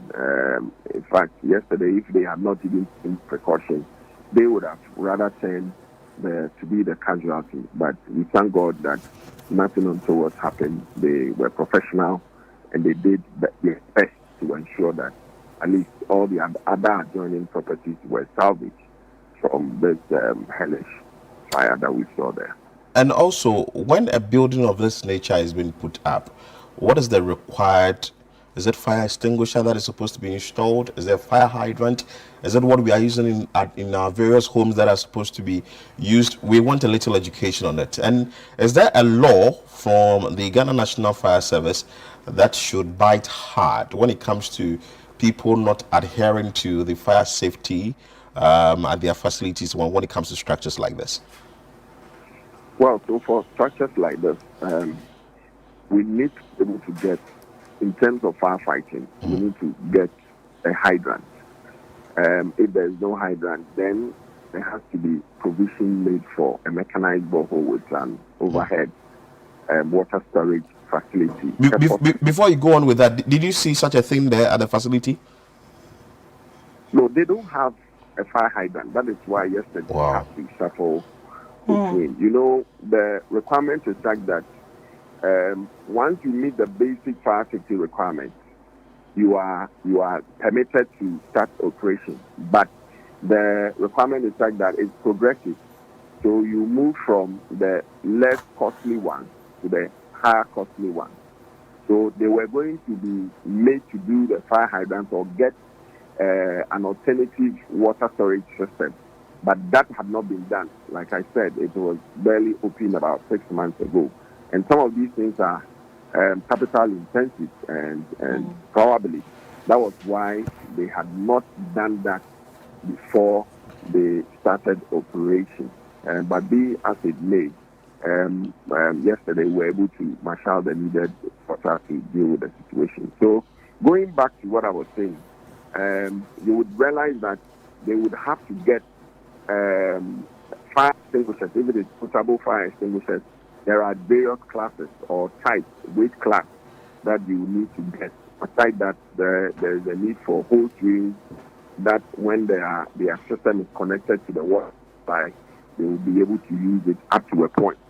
And then also, depending the height, if it goes beyond a certain height, then there will be a need for some risers, some sprinklers, and all that. And these are some of the facilities or fire protection systems that have to be in place in such malls such as this. But it is not too clear as to whether these things were in place before they were allowed to start operation. Is there any law? Yes. That should bite hard because from what they are saying, it's obvious they didn't have the needed requirements. But I don't know how come they were able to get a certificate. But if there is any law, maybe other entities or other people are watching, and they would have to be informed that there's a law that governs this, and should they go against it, these are the sanctions that will be meted out to them. Well, so before you are given a certificate, at least you need to meet the minimum safety requirements. So the minimum safety requirements would allow you to have adequate escape routes or means of escape. There should be enough exit points like that, depending on the occupancy, especially with respect to humans, they will be able to escape and escape freely without any obstruction. And that was adequately provided for in this particular structure. And then also, you would need to also have some protection. So we understand that they had fire extinguishers, portable ones, installed, advantage points, and they even used those ones at the initial stages. It's just unfortunate that the fuel load and then the spread of fire was so rapid, therefore they could not use it to contain the fire when it happened. And then also, they were able to, because of the engagement between them and the safety unit there, they were able to initiate the evacuation such that nobody got injured, nobody got lost the life there. Because if you look at the time, the earlier footages that I have seen, I just said that a lot of people were in there when the fire actually broke out. But because of what we have helped them to understand and to know in terms of safety, they were able to evacuate without us recording any casualty. And we take consolation of the fact that they were able to do what was expected. So LI 1724 mandates that before you start operation, at least you should be able to meet this minimum fire safety standard. And I'm not sure that if they had not met the minimum safety standard, they would have been allowed to start operation. It's quite unfortunate that we have to lose such a structure or a facility which is employing so many people, especially around this time of the year. Thank you so much, DO2 Desmond Aka, Head of Public Relations for the Ghana National Fire Service. We are grateful that at least you join us to explain some few things, and also building and roads engineer, Engineer Abdullahi Mahama, was also contributing to the questions that we are asking. Thank you so much, Engineer Abdullahi Mahama. At least he contributed, and we want to say that this it's a great disaster that has happened, and the fact that hydrant was needed, a borehole was needed. Sometimes you're not supposed to overlook these things. If they had to be done, they have to be done so that you save such investment. But you know, he said it's a bit capital intensive, so that's why. I'm told it's not capital intensive. I'm told fire hydrant is not capital intensive. Because if you'd be able to put up the structure, you should have done it at once. You should be able to do. See, it's investment anyway. We want to go back to Hafiz Tijani, and get to him to show us the building proper, and we understand that some demolition exercise will happen today, and also the cracks on the building, how huge the facility is. We've seen pictures of it, but I want to take you down to the grounds itself so that you would understand and see what really it is. So Hafiz, thank you so much for staying with us. It was like 30 to 35 minutes of discussion with DO2 Desmond Aka. You're staying on with us. But you were taking us round before we went to Desmond Aka. Take us round. Let's see the facility itself.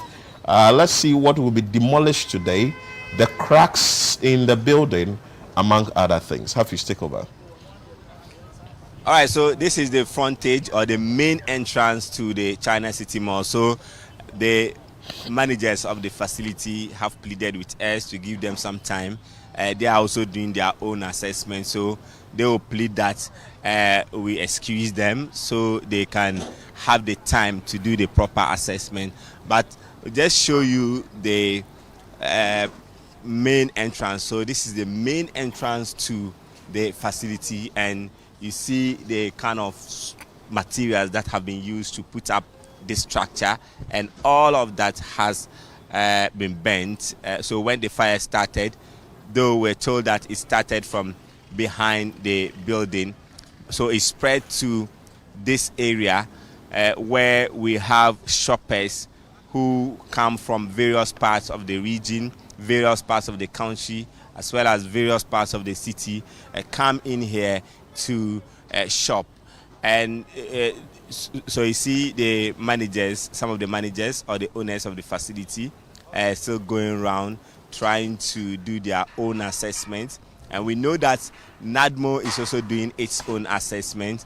The Ghana National Fire Service, the fire officers are also doing their own assessment. So we are taking you around the building. So this is the other part of the building. So it's a one-story building, and the top, all of that where you have some of the accessories being sold here, or the wares being sold here, all of that have burnt to ashes, and you can see packets of fire at parts of the area. So we are outside of the facility now, trying to get to know what exactly is happening. And in there you can see some of the managers who are here manning this facility. They are also trying to do their own assessment. So if you look at the situation on their faces, they seem so distraught, and the workers who are mostly locals, indigenes within the Kumasi metropolis, who have been employed to work here, are also coming here. So from the metal structures to the building itself, which has been casted with concrete, has been bent. So we will be going to, so this is the fence on the facility, or for the facility, and you see at the top of the building we are having cracks, as been mentioned by the officers of the Ghana National Fire Service as part of their investigations. So on this wall where the camera is still being tilted to, you can see some of the cracks here on the building, which is a major part of this facility. So this is the frontage of the building, and this wall extends to the end of the building where we're told the fire started. And you see the kind of items that have fallen, the materials that have been used in the construction have fallen from the top and have come down, and the air conditioners that have been placed at the top of the building, all of that are bent beyond recognition. All of that are bent and cannot be used for anything. And this morning also, Philip, I saw some of the scrap dealers who were coming around. So usually when there's a fire outbreak like this one, they also come to get something for themselves in terms of getting the scrap metal to be able to go and sell them. And which reminds me of the saying, one man's meat is another man's poison. So something is not happening so good for another person, but they are also taking advantage of the situation, trying to get that. So we are still going through the building, and at the top of the wall you can still see, or you can see cracks that are visible at the top of the wall. And at the topmost part of the building, all of that, some of these materials that have been used, the metal materials that have been used, all of that have bent. And the excavator that was brought in here to create the access for the officials or officers of the Ghana National Service, that excavator is still here, and we are told that they'll be bringing more to aid in the demolition of this facility. And the officers of the Ghana National Fire Service and the NADMO have moved from this place to the other end where the managers of the facility are trying to do their own assessment, but you can still see smoke billowing from the rubble and also the debris that have been left here as a result of the fire incident. And you have a package of fire that is still coming out from the debris and also the rubble here. So we don't know the time the NADMO and the Ghana National Fire Service would do the demolition of the facility. But if you look at the rubble, part of the fence was brought down just to create access for the Ghana National Fire Service, officials of the Ghana National Fire Service, to do their work. So when they came, they brought in the fire engines.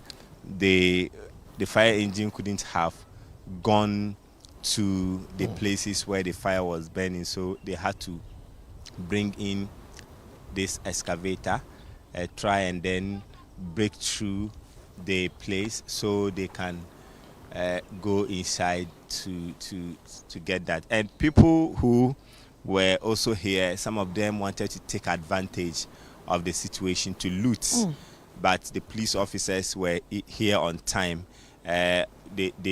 They got some of the guys here and they had taken the items they took from the place. So when such incidents happen, if you don't have the presence of the police officers, you find people coming in with other intentions, trying to loot and also pick some items and move them away. So the debris, the smoke will not make the visibility of the debris so clear, but see the metal materials that have been used for this building, all of that have been brought down, and the bricks and the concrete that have been used to erect the wall and other walls of the building or the facility have also been brought down, and we are told that more excavators will be coming in so that the facility can be brought down by the officials per the recommendations or what the National Fire Service is telling the city authorities to do about this facility. But they told us that they were going to do that after they are done with the assessment, to get to know the costs and also what has been burnt, to get the managers of the facility to quantify for them what has been burnt. So okay, Hafiz, before you take leave of us, we want to find out from you: is this the biggest mall in Kumasi, or was it burnt? So was it the biggest mall in Kumasi? And also, when was it constructed? We know not long ago. And how many people often troop in to buy from or to sort of purchase from this particular mall? And lastly, have you seen some individuals coming around, say bystanders, watching what is happening there in the morning? I wish I can hear from one or two of them what they make of the incident. Well, a lot of bystanders coming in here since yesterday. People have come here. You know, we now have citizen journalists who also pick their phones to pick the incident and put it on their various social media platforms. So since yesterday they were here, and because a lot of them have been coming here to shop, they are also expressing interest. So, of course, this is not the biggest mall in the Ashanti region or the Kumasi metropolis. We have other places. We have the Kumasi City Mall, we have the China Mall itself, and this is the China City Mall, and all of that are located at different parts of the metropolis. So the Kumasi City Mall is located in Asqua, the China Mall is also located in Asqua, and then this one located in Santasi, but all of that within the Kumasi metropolis. And a lot of people come here. 6 months ago, when this place was constructed, people come here to get their wares here. People come here to shop. So when you look at the population, so from this road, this Santase area leads you to Obuasi, to other areas within the Kumasi metropolis. And then we have the Kwadaso areas, we have the Santase itself, we have areas also like Patase. So you look at people coming from some of these areas. So if you don't want to go to the Kumasi City Mall itself to buy what you can find here, then this place is very close to you if you live at Patase or Santase or Kwadaso. And if you are around the Obuasi areas and you want to come to Kumasi to buy something, you don't have to spend much time going to the Kumasi City Mall or going to the China Mall itself. If you can find what you want to buy here, then you have to make a stop over here. So the location of this mall is very prime. It's located at a place where you can have vehicles going there without having to find difficulty in locating the place. It's very prime. It's located at a very prime area, so it makes it so easier for customers to come here to shop. So it's one of the busiest malls within the Kumasi metropolis and the Ashanti region. Hafiz, thank you so much for your time. We are grateful, and thanks for the good job that you've done. Still keep your eyes on this incident and let us know the update so far as the investigations are underway. A very sad one. I brought you the aftermath, or a day after the incident at the Kumasi, or the China City Mall, that fire ravaged the entire structure. And we understand that the city authorities, i.e. NADMO, Fire Service, the Kumasi Metropolitan Assembly, will be embarking on some exercise there to eventually pull down the structure. And also some investigation is underway from the Ghana National Fire Service side and also the National Disaster Management Organization. But we'll be keeping our eyes on this keenly, and we will bring you update of whatever will be happening from that side of the country. You're still watching Breakfast Daily here on Channel One TV. We'll be back with more after this break.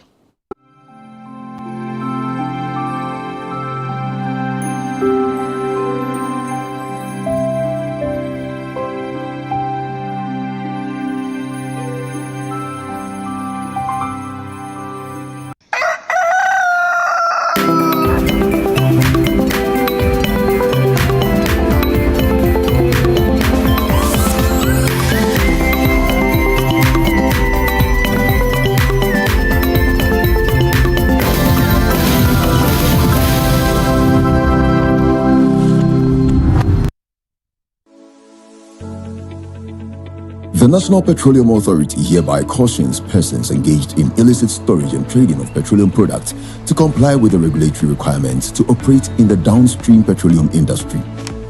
The NPA Act clearly stipulates that no individual shall engage in any commercial activity related to the importation, exportation, re-exportation, shipment, transportation, processing, refining, storage, distribution, marketing, or sale of petroleum products in the downstream industry without first obtaining a license from the NPA board. Failure to secure the necessary license and properly regularize operations will result in confiscation of petroleum products, prosecution under the law, and decommissioning of facility. For more information, contact the National Petroleum Authority on 0302 550 380. You can also visit our head office located at Jolu off the N1 highway or any of our regional offices. This Friday on Sister Sister, award-winning musician Ochiami Kwame joins Chris Carter and her sisters, bringing a male's perspective to a heartfelt letter from a troubled brother. I'm writing because I need a male perspective checked against your wisdom. I've been seeing this lady for a while, and honestly, I don't know where I stand.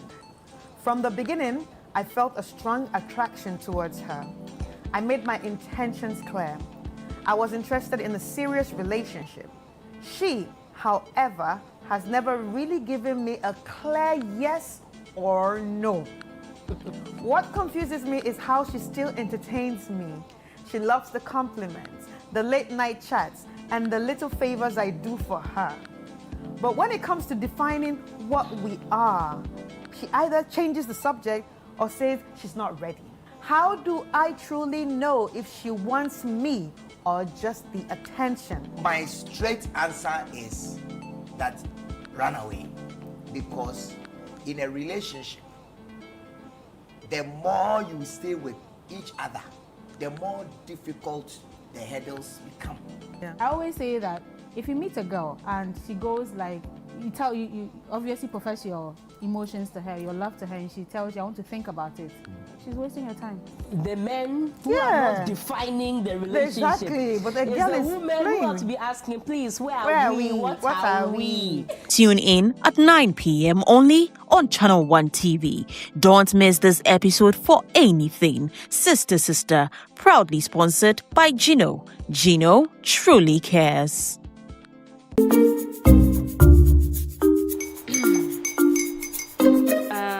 Kwame and his uncle are almost here. Wait a minute. This one too, your friend Kwame. Wait, Kwame.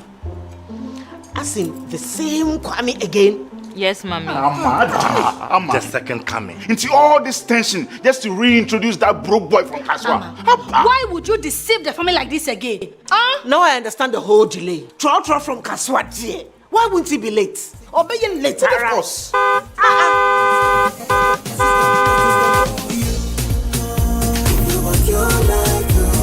Star 712 hush, star 712 hush.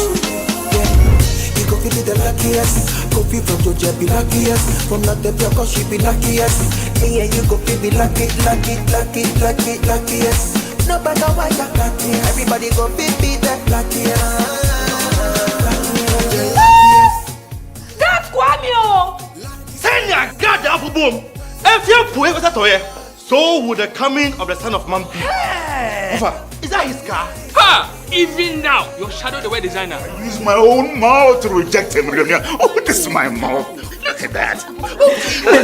Kwame, my son.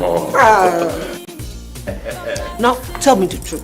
How did this all happen? Oh, mommy, simple direction. Mr. Good Luck no chemi way. Yeah, man. Easy kwa. Or dial star 712 hash. The devil is a liar. He picked his ticket and entered his lucky 5-digit number. I'm his baby. Oh, how romantic. And he followed the prompts. Yes. And then boom, confirmation test.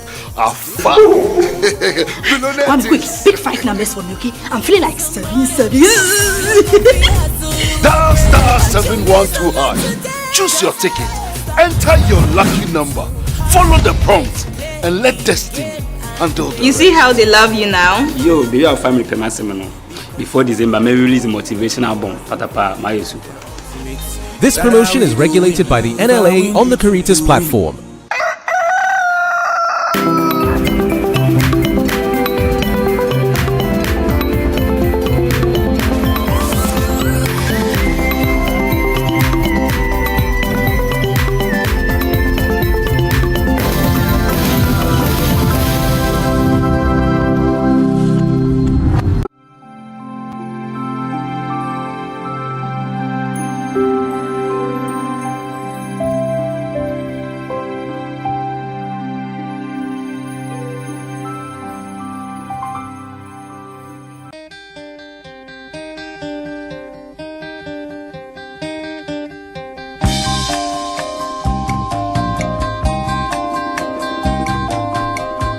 You've been gone, it's an empty home. Come on back where you really belong.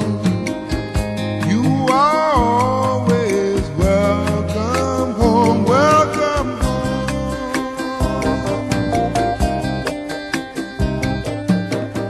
You've been kept down for much too long.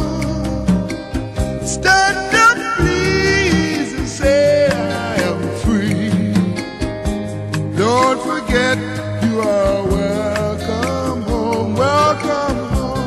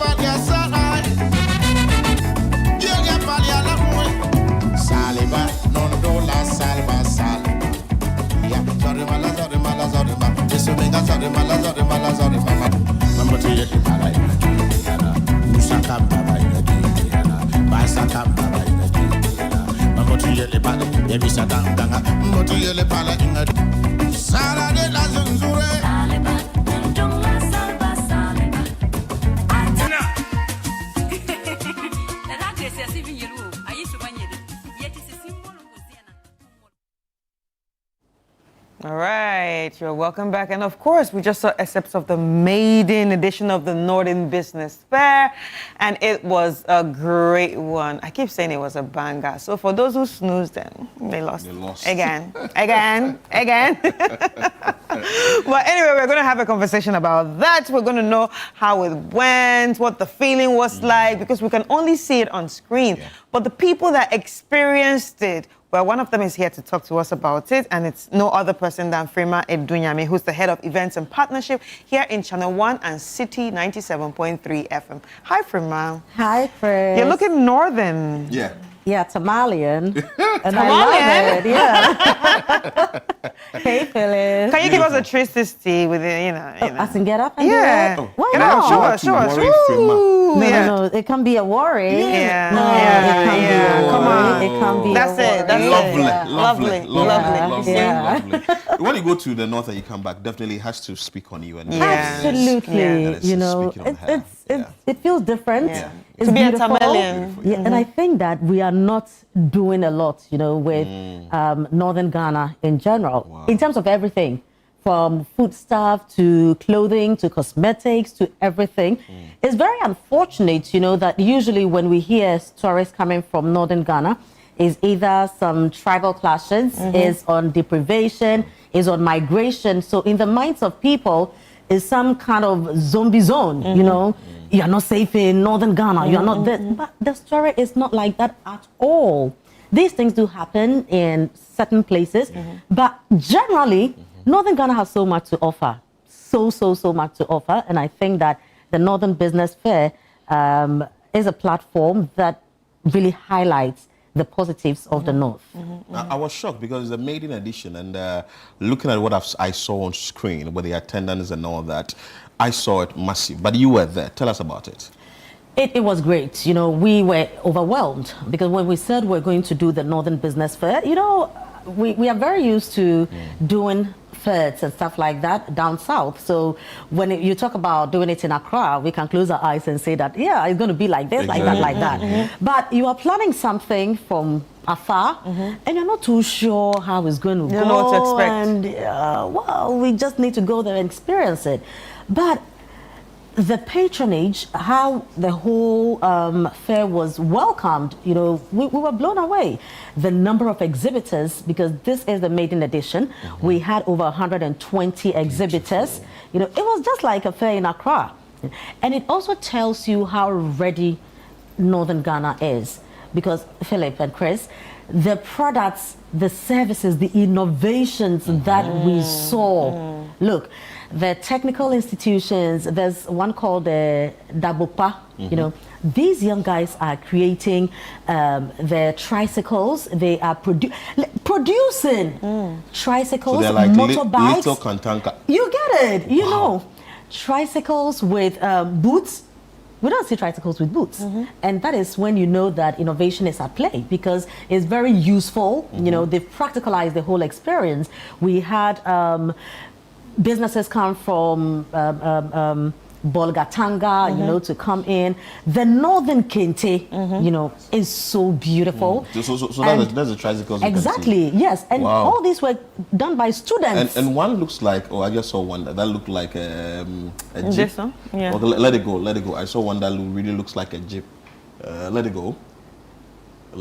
This one. Oh, yes, look, Phil, you'll be blown away. That's like a small truck. You'll be blown away. And these are like 17-year-olds and 18-year-olds creating this. Yes. And it's created in the north. In the north. Yes, this is a school and they are doing this. So, you know, you sit back here and think that, well, everybody in the north is fighting. I mean, it's so wrong, and that is the narrative that we want to change.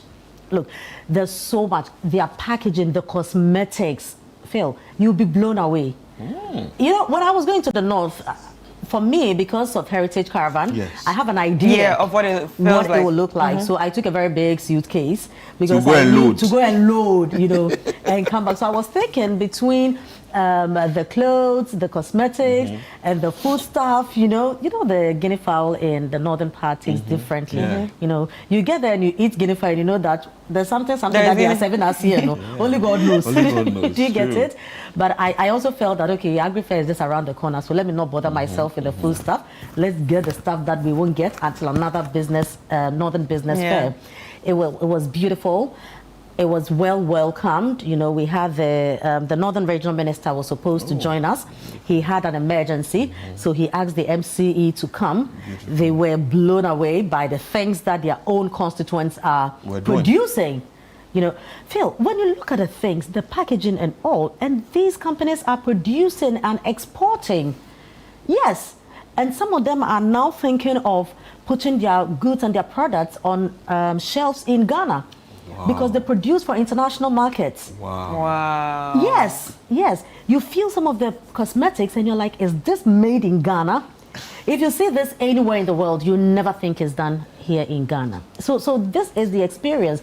We were blown away. So with the cosmetic, with the fabric and all that, we saw other ones that are kuli packaged in food. The food. Packaged food. Tell us about yes, that. you know. And So the that dates. Yesterday, the lady that came here. The dates. The date syrup. Yes, date syrup, date powder. They are doing so much. The cosmetic dawa dawa powder. Wow. They are doing tiger nut something. You know, the kuli, and the soya chunks that they are doing. You know, they do this. I don't know how it's done, but it tastes like you are eating meat. Wow. And they have it like on skewers, like kebabs and stuff like that. So if you are one who wouldn't want to do meat, if you want to go the healthy way, you know, there's no difference between that and meat. True. And this is how, so you understand how they are so healthy, so their meals are so nutritious. You know, I ate the best tiozafi in years. You know, yes, It's my got to sister-in-law be. is in Tamale, and she did the best tiozafi. And then you know that, look, they are giving us gari in the name of tiozafi in Accra. Huge difference. Bruh, no be small thing. you eat a thing and like, so what are they serving You us are in wetting my Accra? appetite this morning. No, Please, let me wet it. Let me wet it. Yeah, let me wet it because it's good. Look, the Northern Business Fair was very exciting. The things we saw on display with the hats, I saw you buying some hats. Did you bring some? I did. I knew that. I did. For your holidays. Yeah, I said I will. For your holidays. You know, when I was going, I psyched myself, you know. And I think that just as we have people travel from across the country, you know, to maybe this is Ghana, to Agri-Fair and all, it is a national event. So Northern Business Fair should not just be limited to Northern Ghana. Yeah. So now it is here to stay. Businesses across the country should know that should be part. there is something happening, you know, in Northern Ghana. Yeah. It doesn't mean it's a preserve of just businesses in Northern Ghana. So wherever you find yourself, you can bring your stuff to the Northern Business Fair, just as we have people in Northern Ghana also come down. Look, for Agri-Fair in June and all, we had people bring yam and other produce from Northern Ghana. So this is a national event. So whatever you are creating, as long as it's made in Ghana, this is for you as well. Well, someone just asked me from the north that you've done it, we've seen it. Is this going to be the end? What is the way forward?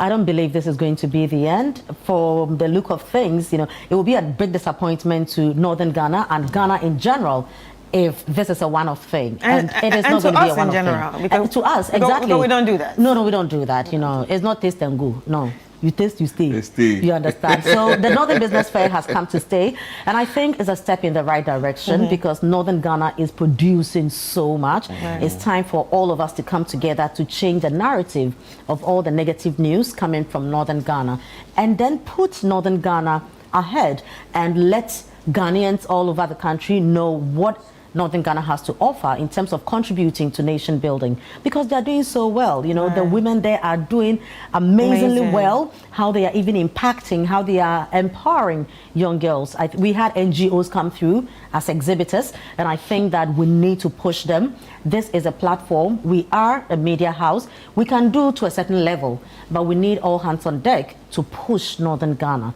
because they are also contributing to the GDP. Right. Okay, and how did the exhibitors feel?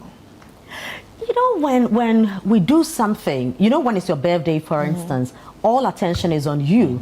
Everybody is, you know, giving you the love, the attention. It's different from there's a certain maybe staff party and you are there. It is not for you. You understand? It's for everybody. So, you know, you can't own it. But this time around, it's not a fair that has to bring people from everywhere to be part of it. What personally I experienced with exhibitors was the fact that they owned the Northern Business Fair, and they felt that people have thought about us. They have come all the way, you know, in as much as we see it as a national event, something that we need to do it. They perceived it as coming all the way from Accra, thinking about Northern Ghana, bringing your equipment, bringing your team to say that, look, we are doing this for you. And the fact that, look, let me state it here, that all the businesses in Northern Ghana had to pay just a commitment fee of 200 cedis. Whoa. Yes. To experience this? Yes. And to get this attention? Yes. And to get the patrons that came? Yes. Wow. Yes. Then the coverage and everything. If you snooze, you what? You lose. So once you didn't come there, you lost. They didn't believe it. But what we wanted to achieve was we highlighting your business. So it's not you even paying. This was just a dash. But we collaborated with businesses in North to say that, look, this is the little we can do to support you. We have the platform, we'll put you on TV, we'll bring the market closer to you. Come and tell us about your business, come and showcase whatever it is you are doing. So you would agree with me that this wasn't something that you need to pay to come and sell your wares or anything. No, 200 cedis because we wanted people to commit, just for us to know that yes, you are coming and all. So I'm sure next time it's not going to be like that. Yes. You know. So that's what I'm saying, that people, the early bird, they did it well. They caught the worm, you know. So they were very, very excited about it, and it is something that they felt belongs to them, and that is how we wanted to portray that. Is that charcoal? Well, I don't see well. Yeah, because people have things in the north, though. Wow. I mean, a lot of things. You know, look, some things we don't know, we've not seen before. We were equally also experiencing a lot of the things. Wow. Yeah, because there's too many things up, too many things. Yes. And I'm also glad the institutions came. Like that, I'm sure this is from one of the institutions. Yes, we had the CK Tadam University. We had the Northern Business School. We had the Dabukwa institutions. Quite a number of them. You know, we had hospitals come through as well. The Habana Hospital was there.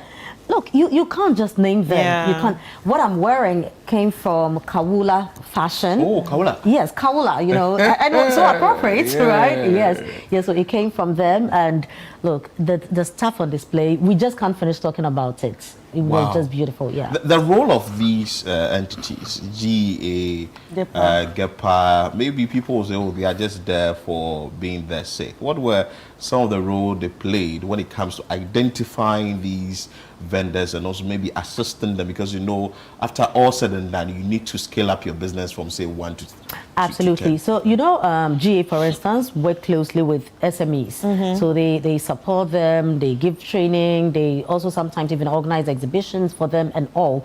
So when it comes to programs like these, it's so appropriate, they can't miss out on that because we are all pushing the same agenda. We might do it on different scale, but we are doing the same thing. GEPA is very present in Northern Ghana. Right. So if there's a program like this coming, it's ideal, you know, that we collaborate and do this. Now, the Northern Business Fair is also looking at adding value to whatever it is you are doing. And this is where GEPA comes in because we are looking at export potentials.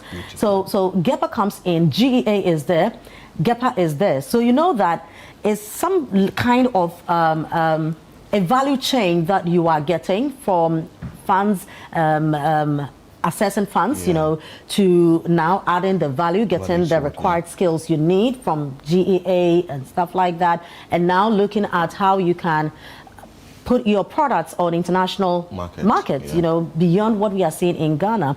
And let's not forget that EcoBank was there. So funding has been taken care of.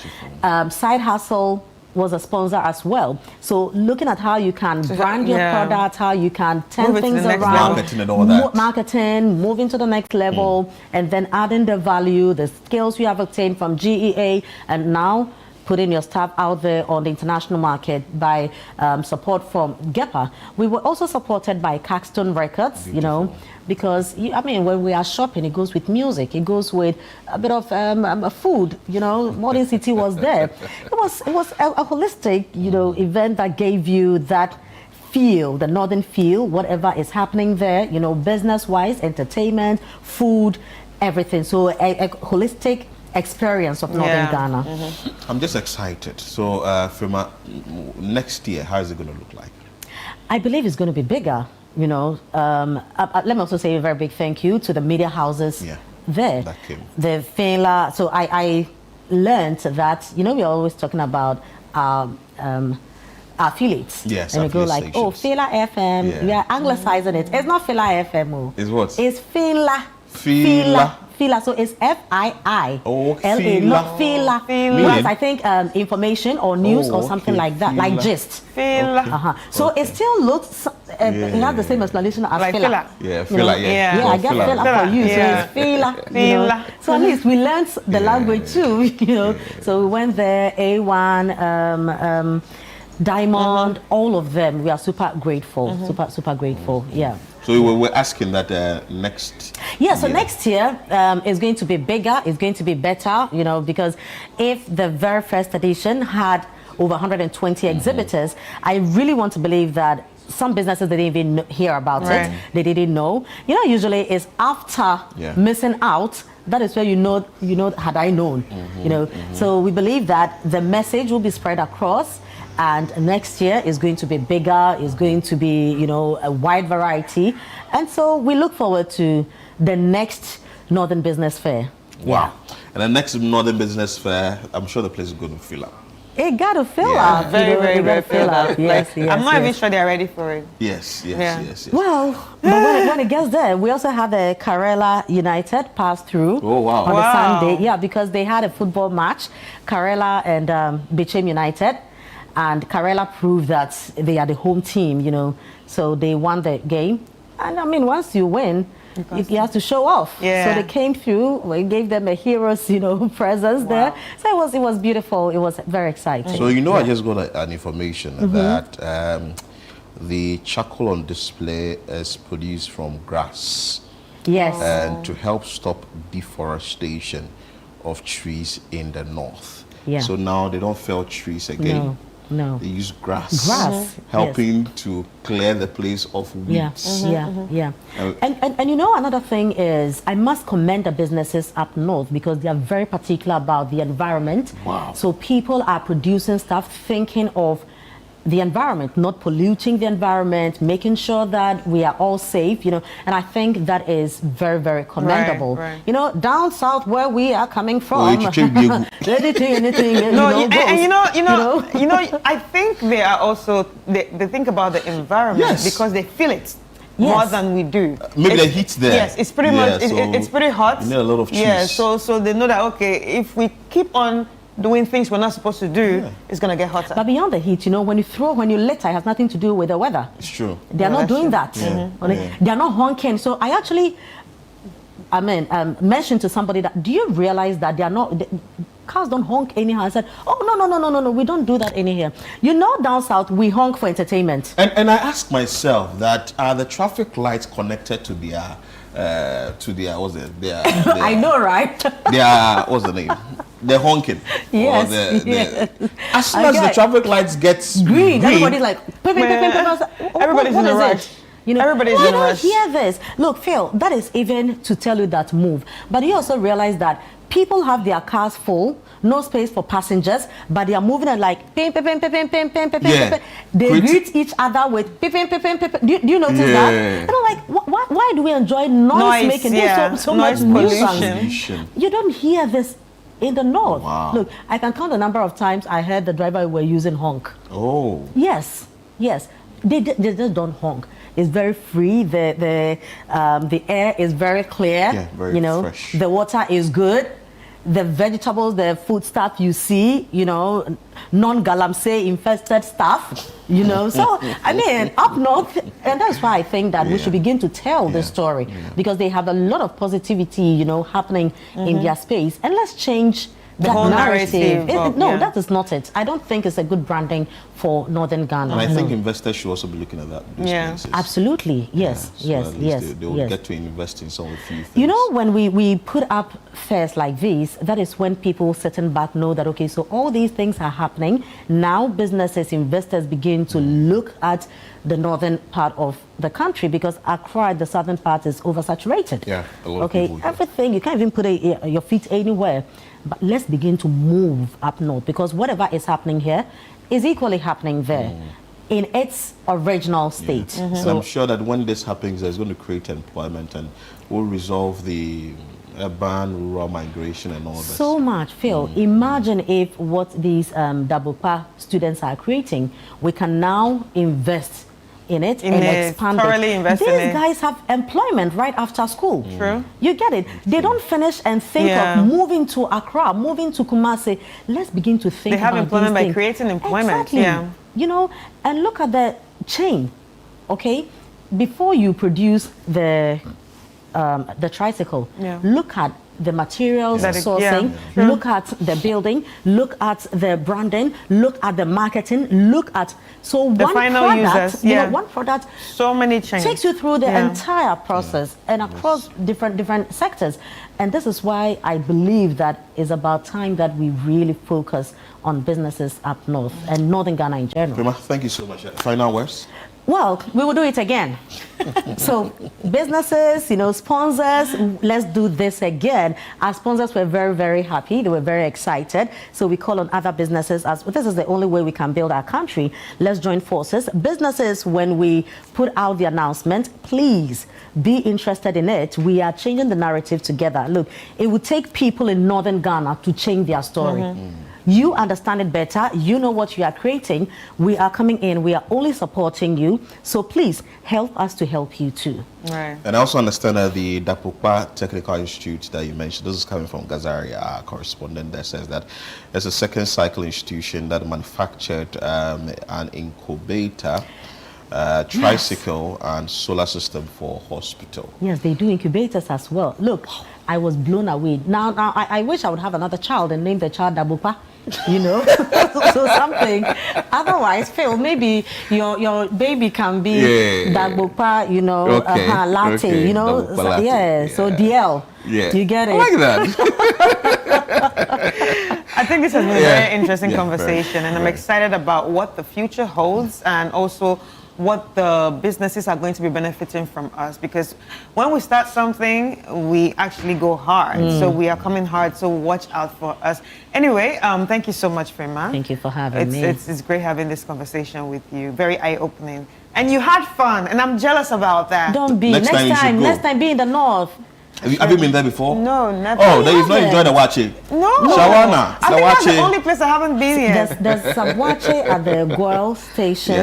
It's very, very correct, you know. And there's guinea fowl at the Catholic guest house. Anytime you're in Tamale, ask for this. Why are you licking your lips? It's I morning. know. It's morning. Let's go for a break. No, well, we're actually connecting to the CEFA-U series, and you know it's all about the Cybersecurity Awareness Month. Even though this is the last day for that, that's why we're bringing you some of the tips that we have when it comes to the cybersecurity space. Enjoy. Look at this email. Says it's from Microsoft. But wait, see that? rmicrosoft.com. It's not Microsoft. They just put an R and an N together to look like an M. Sneaky, right? This is called a phishing scam. They want your password. Don't fall for it. Rule of thumb, if it looks a little off, delete it. Seriously, don't click, don't type anything. Delete it. Share this with your grandma, your cousin, anyone. Stay sharp. A Safer You is brought to you by Digital Unbounded in partnership with Channel One TV. One call, one text, or one scan. That's all it takes for a scammer to get in. Will you spot it before they do?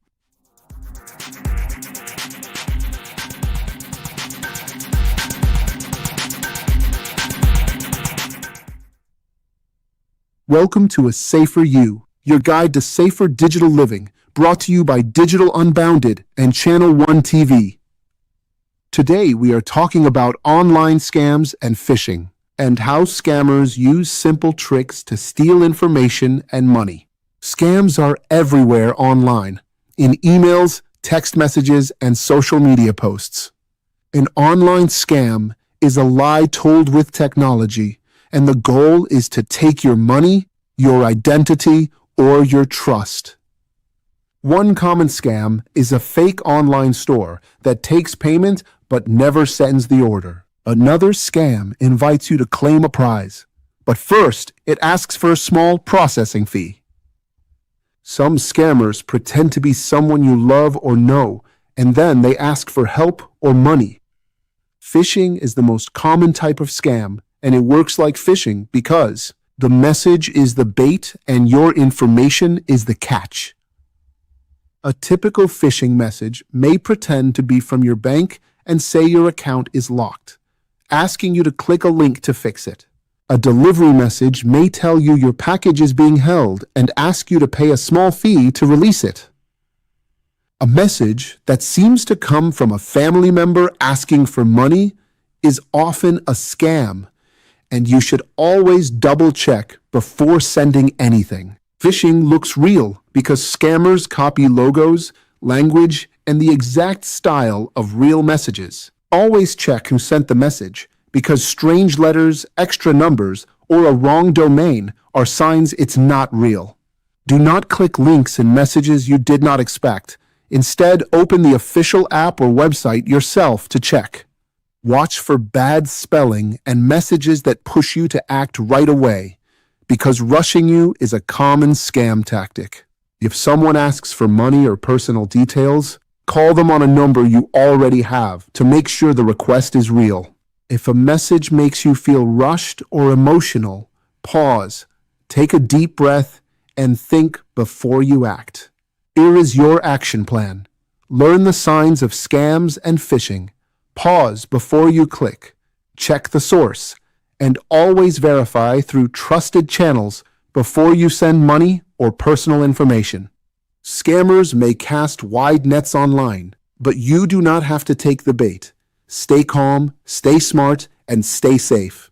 A Safer You is brought to you by Digital Unbounded in partnership with Channel One TV. It sounds real, it looks real, but it isn't.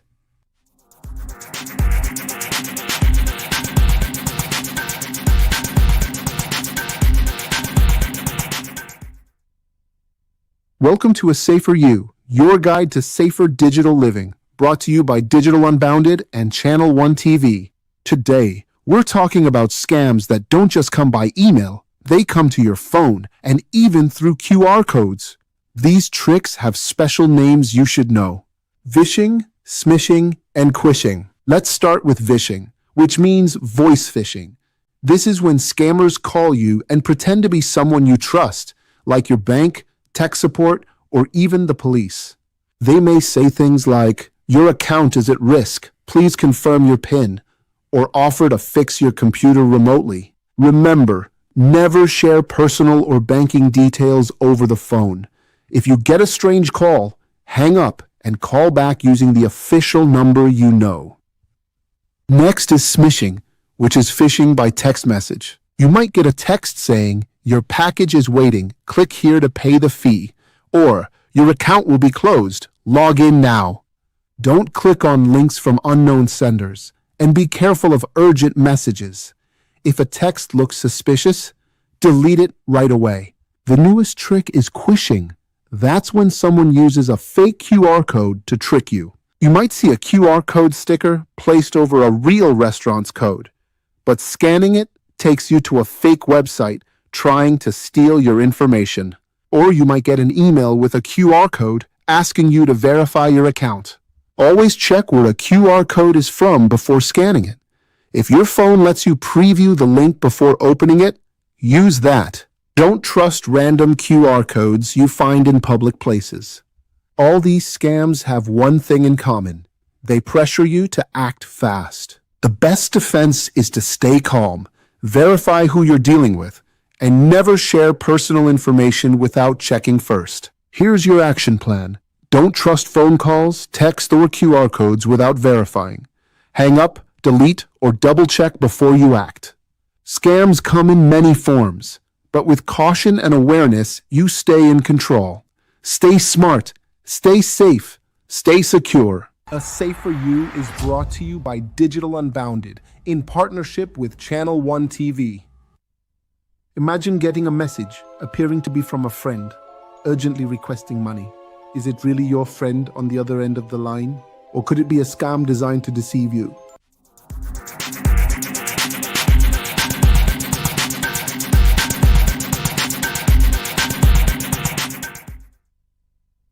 Welcome to A Safer You, your guide to safer digital living, brought to you by Digital Unbounded and Channel One TV. Your social media connects you to friends and family, but it also connects you to scammers. On WhatsApp and Facebook, they use trust to trick you into giving away money or information. Scammers build fake online relationships to win your trust. Then they ask for money. Maybe it's someone you've never met who says they love you after a few days. Maybe they say they need help with travel, an emergency, or money to finally meet you in person. Be cautious if someone you met online moves too fast. And never send money to someone you've only spoken to virtually. On WhatsApp and Facebook, scammers often pretend to be your real friends. You might get a message saying, "Hi, I lost my phone. Can you send me mobile money?" Or maybe your friend's hacked account sends an urgent request for cash. Always confirm by calling your friend directly. And be suspicious of any message that sounds rushed or emotional, even if it comes from a familiar name. Scammers also target people looking for ways to grow their money. They post ads saying, "Invest 100, get 1,000 in 2 days." Or they add you to WhatsApp groups promising guaranteed returns. But here's the truth. If it sounds too good to be true, it is. Stick to trusted financial institutions only.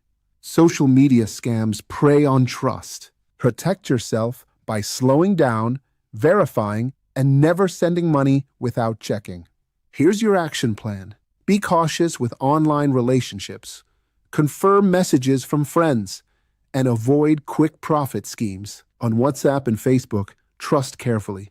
Stay smart, stay safe, stay secure. A Safer You is brought to you by Digital Unbounded in partnership with Channel One TV.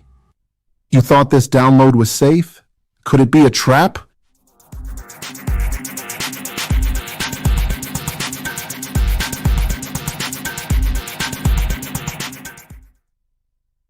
Welcome to A Safer You, your guide to safer digital living, brought to you by Digital Unbounded and Channel One TV. Today we'll discuss 2 digital diseases that can make your electronic devices quite sick. Let's talk about malware. Malware is short for malicious software. Programs created to damage your files, steal your personal information, or secretly monitor what you do online. It sneaks in through downloads, fake links, or even infected USB sticks. You click what looks like a normal file, but hidden inside is the problem. Then there's ransomware, a special type of malware. Instead of just stealing data, ransomware locks up your important files, like a digital kidnapper, and demands payment before letting you get them back. Both malware and ransomware usually enter devices in the same way, through unsafe downloads, suspicious attachments, or software that looks real but isn't. They can sit quietly in your system for a while, then suddenly cause damage. Watch out for warning signs like your device suddenly slowing down, files disappearing, or strange pop-ups that you didn't open. These are signals that something isn't right. But here's the good news. Just like you'd visit a doctor when you're unwell, your device has its own kind of doctor too. It's called antivirus software. Think of it as your digital doctor, scanning for viruses, removing infections, and keeping your system healthy. It's that quiet guardian working behind the scenes to stop attacks before they spread. Consider it your dedicated digital doctor, proactively preventing illness. Maintaining healthy devices requires consistent care, much like our physical bodies. Here's your action plan. Install and regularly update reliable antivirus software on all your devices. Back up important files to a secure cloud or external drive. Be cautious with links and attachments. If it looks suspicious, don't click. Keep your apps and systems updated to close security gaps. Malware and ransomware are like digital diseases, but with the right habits, you can stay protected. Follow your action plan, stay alert, and keep your digital world safe. Stay smart, stay safe, stay a safer you. A Safer You is brought to you by Digital Unbounded in partnership with Channel One TV. Posting photos, birthdays, or your location online feels normal, but could it be giving hackers the keys to your life?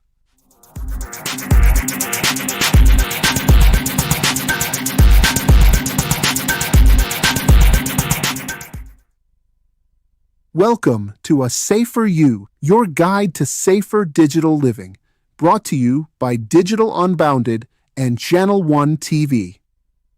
Today, we're diving into social media, the place where we share, connect, and sometimes overshare.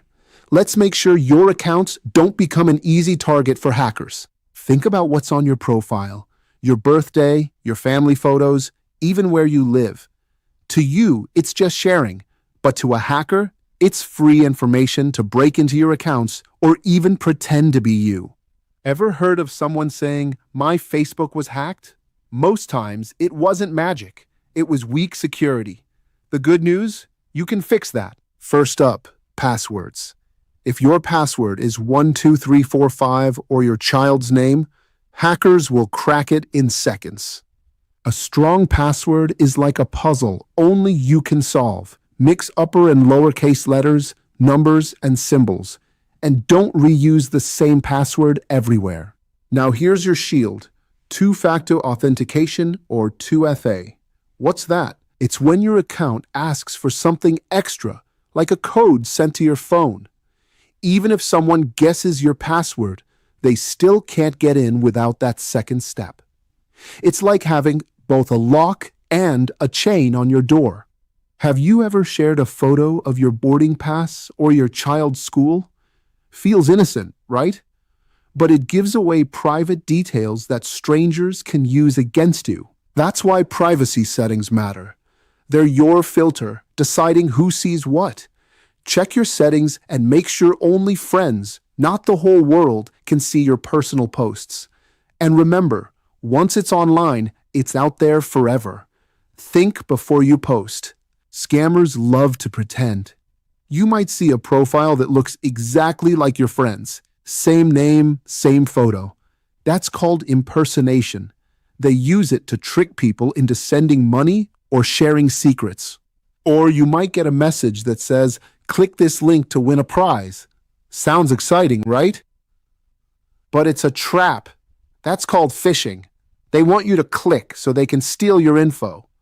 Rule of thumb: if it feels urgent, scary, or too good to be true, it usually is. Here's your action plan. Create strong, unique passwords. Switch on two-factor authentication. Lock down your privacy settings. Stop oversharing personal details. Watch out for fake accounts and suspicious links. Your social media is your digital mirror. What you share reflects who you are. Keep it safe, keep it smart, and protect the reflection of you that lives online. A Safer You is brought to you by Digital Unbounded in partnership with Channel One TV. One careless share, and they've got your life.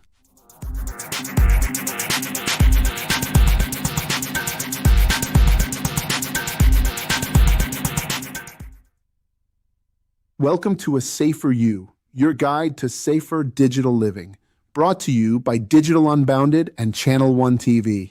Today we are talking about data protection and privacy. Would you hand out cash to strangers on the street? Of course not. But every time you share too much online, it's like giving away pieces of your most valuable currency, your personal data. Your data is more than just numbers. It tells your story, who you are, your habits, even your money details. Hackers and advertisers see this as treasure. Hackers can use your details to trick people or steal money.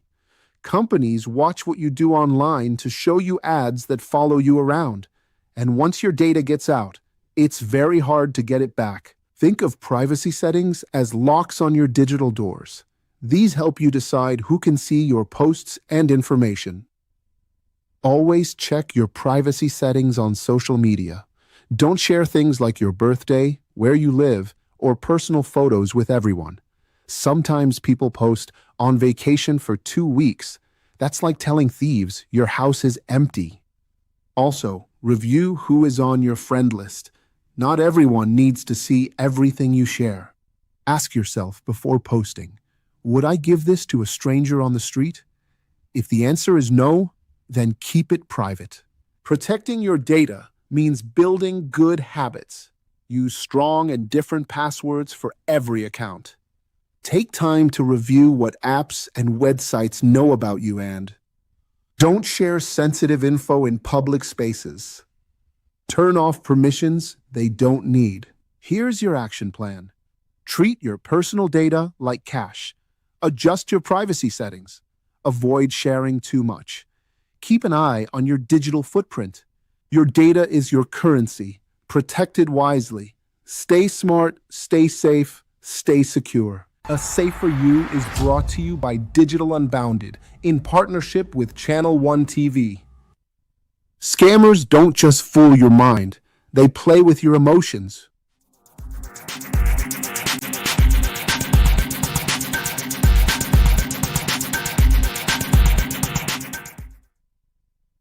Welcome to A Safer You, your guide to safer digital living, brought to you by Digital Unbounded and Channel One TV. Today we're talking about the psychology of scams, which means how and why people are tricked into clicking on fake links or messages. Many people believe they fall for scams because they're careless, but that is not true. Scammers use smart tricks that target our emotions, such as fear, excitement, and curiosity. They do this to make us react quickly before we have time to think. Most people think that scammers only hack computers, but that is not true. The real danger is that scammers hack people. They study how we respond, what makes us panic, and what catches our attention. Then they use that information to make us click without even realizing what is happening. Some scams use fear with messages that say your account has been blocked. Others create urgency with messages that tell you to act now or lose access. Some use excitement with messages that promise you have won a prize. Others use curiosity with messages that say, see who has been viewing your profile. Each of these messages is built to touch your emotions so that your body reacts faster than your mind.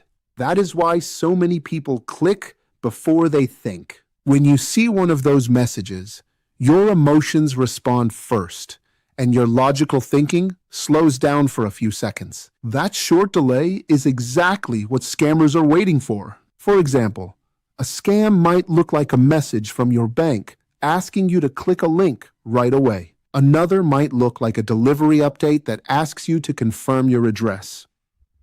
Some even look like fun social media quizzes that secretly collect your personal information. All of these tricks work because they use emotion to rush your decision. The best way to protect yourself is to slow down.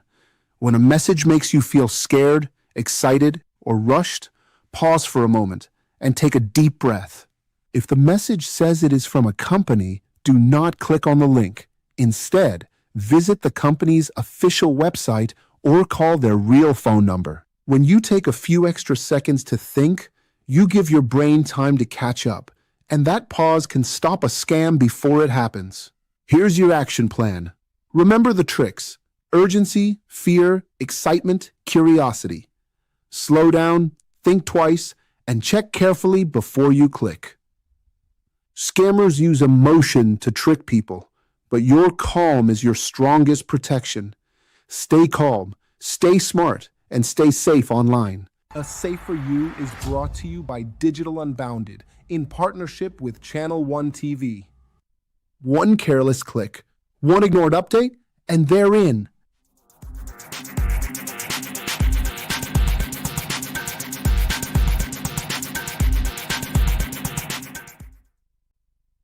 Welcome to A Safer You, your guide to safer digital living.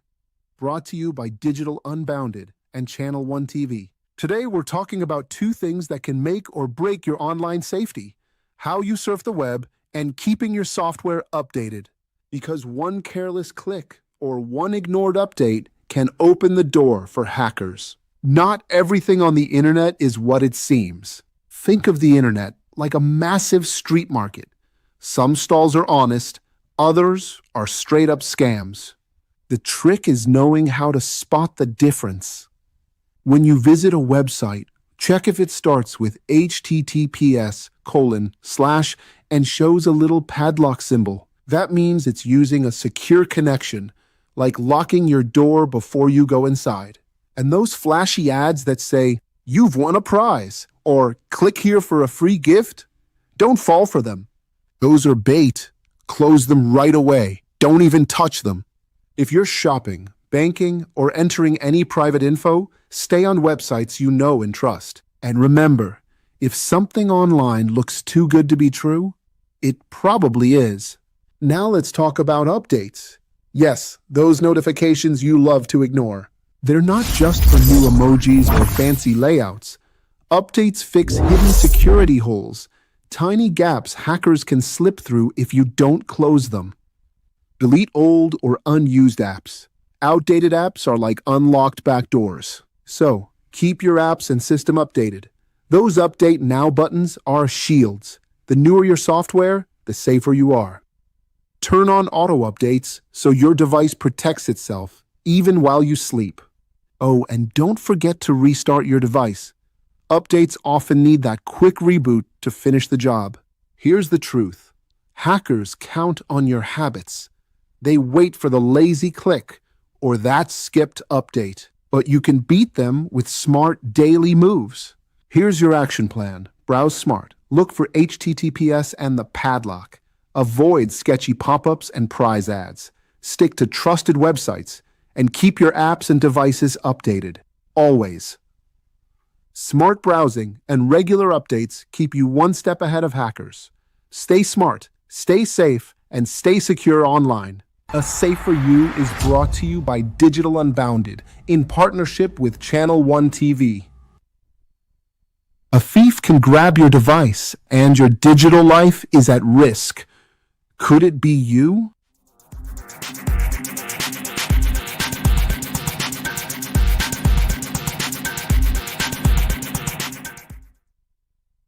Welcome to A Safer You, your guide to safer digital living. Brought to you by Digital Unbounded and Channel One TV. Today, we're talking about something you touch every day: your phone, your laptop, your tablet.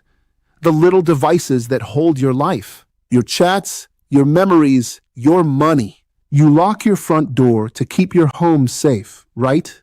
But your phone, your digital front door, stays wide open. Leaving your phone on a cafe table? That's like leaving your wallet in the street and hoping for the best. Let's start simple. Your phone, your laptop, they're not just gadgets. They're valuables. Treat them that way. Never leave them alone in cafes, airports, or offices. If you have to step away, take them with you or keep them where you can see them. Use strong screen locks, like a password or a PIN. So if your device is stolen, nobody can open it easily. And if your phone or laptop has a Find My Device feature, use it. It's like a digital tracker that helps you find your lost device. Even if you're careful, things happen. Phones fall, bags disappear, screens die. Backups are how you breathe easier when life happens. Backing up means making a copy of your important files, photos, documents, contacts, and saving them somewhere safe, like in the cloud or on an external drive. The cloud is like a safe online storage place that you can reach from anywhere. Set your backups to happen automatically so you don't forget. And every once in a while, check that you can restore your files in case something goes wrong. Now here's something important. Backups don't just help if your device gets lost or breaks. They're your shield against something called ransomware. You know when a hacker locks your files and asks for money to unlock them? That's ransomware. But if you have a backup, you don't have to pay. You can simply restore your files from your backup and keep your money safe. Here's your action plan. Keep your devices close and in sight. Lock them securely with strong passwords or PINs, and back up your important files regularly.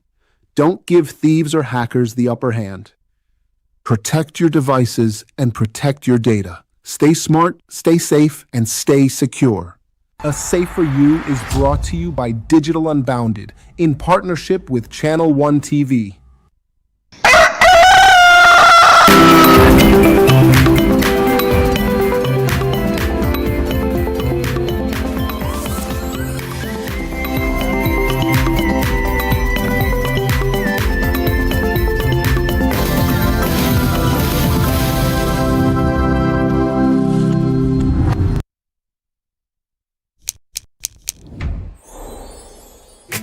Verna is clean, fresh and safe. I'm holding my Verna bottle. No plastic seal, no worries. Open and hear the sound like click. That sound means it's fresh, no trick. No plastic seal, but it's still pure. Cool and clean, you can be sure. Verna leads the brighter way. What takes my doubt away? If it clicks, it's Verna.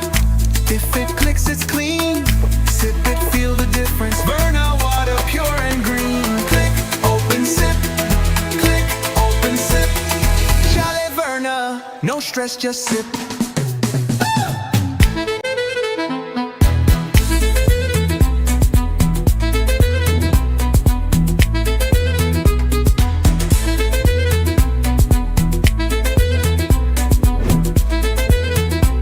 Chalet Verna, no stress, just sip. This advert is FDA approved.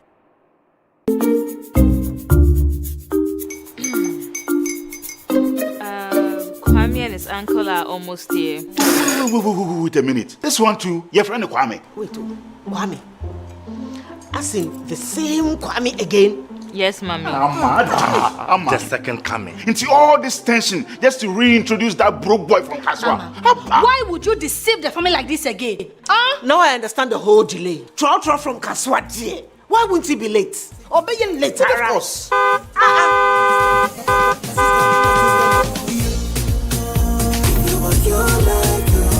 Star 712 hash, star 712 hash.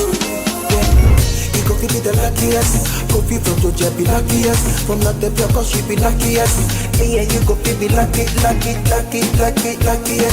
No matter what you're luckiest. Everybody go be the luckiest. That's Kwame! Send your God the apple boom. If you put it toye, so would the coming of the son of man be. Is that his car? Ha! Even now, your shadow the way designer. I use my own mouth to reject him. Oh, this is my mouth. Look at that. Kwame, my son. Now, tell me the truth. How did this all happen? Oh, mommy, simple direction. Mr. Good Luck no chemi way. Yeah, man. Easy kwa. Or dial star 712 hash. The devil is a liar. He picked his ticket and entered his lucky 5-digit number. I'm his baby. Oh, how romantic. And he followed the prompts. Yes. And then boom. Confirmation test. One quick, pick 5 numbers for me, okay? I'm feeling like 7. Dial star 712 hash. Choose your ticket. Enter your lucky number. Follow the prompts and let destiny handle the You see how they love you now? Yo, baby, our family pay my seminar. Before December, may release a motivational album. Patapa, my super. This promotion is regulated by the NLA on the Caritas platform.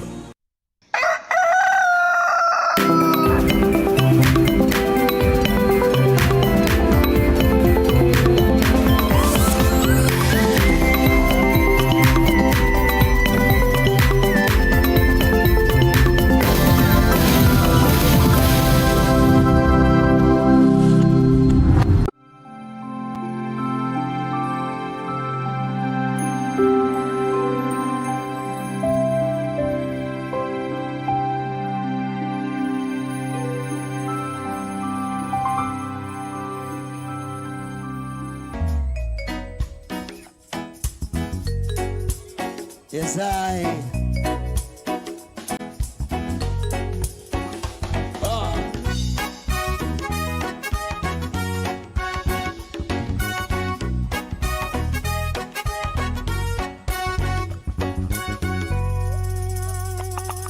Yeah. Hey, Mercedes mine. I sing this song for you. You owns the lie. The shines through the darkness blurs and ever. I would love you so, and ever. I want you to know that you, hey, you are a star, my shining star. You are a star,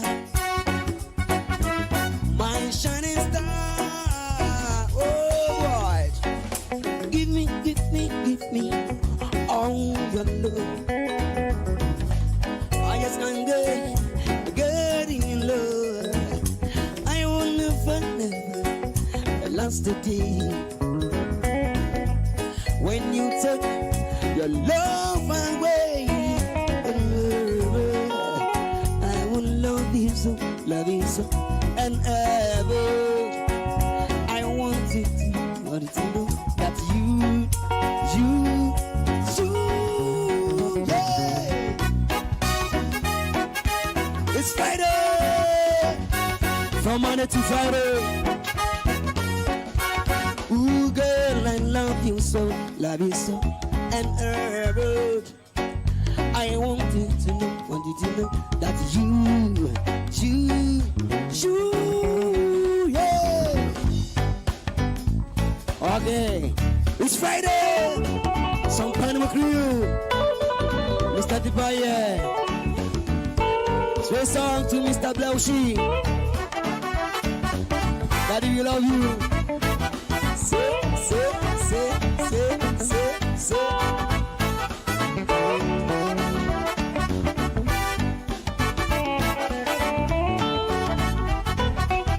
Shy. Sika Johnny Papa Quechurio.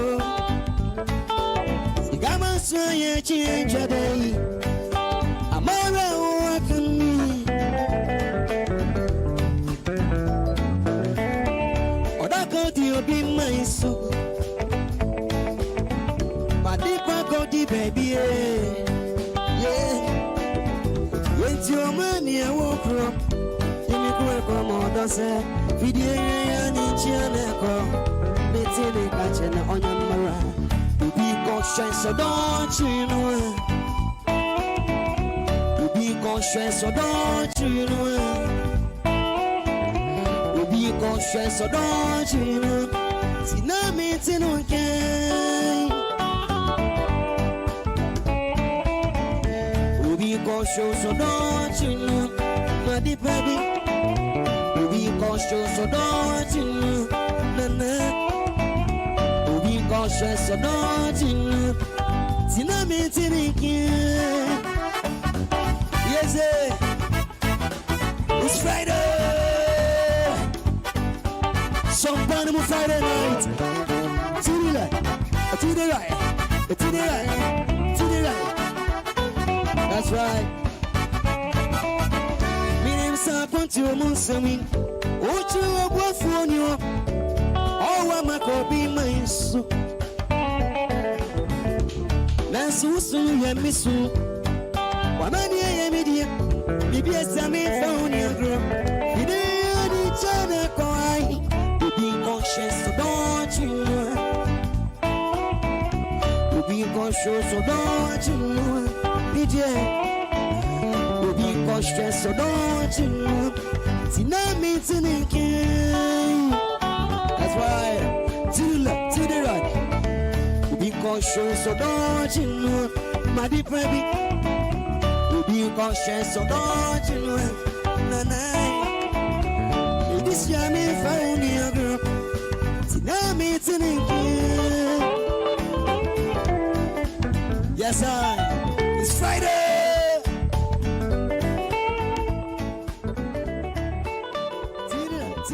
To the left.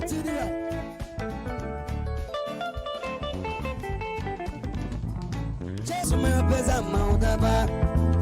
Oh, no question there. Odojima, Ankonya. Mizeni Jeka. I will think Muso Shimbo. Oumpa Minudo. Simao face. Abata. Awesome, Namasem. Rafawakume, Mamma Kitty. Awakume, Mamma.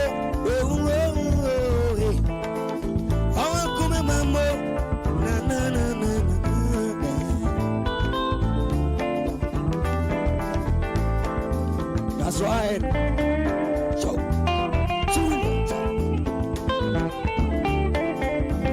some funny with you. It's Friday.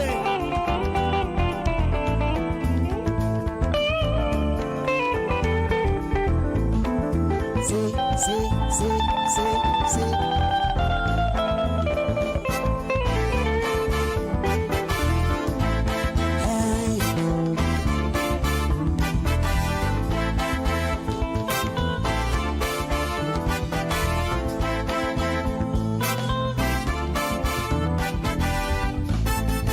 Wakuma mama misura pesa modenya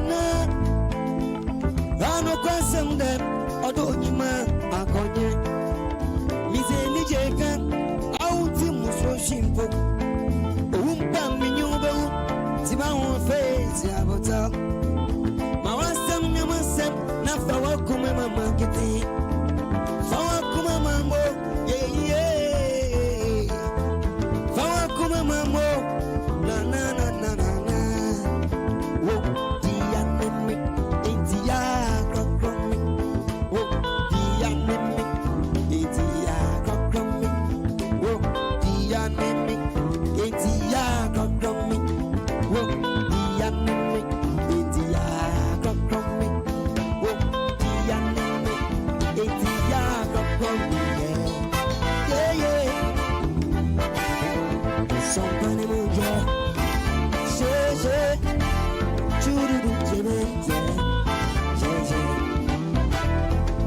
Okay, it's Friday. Show your love, show me good yeah. Someone up, baby. Someone up, say baby.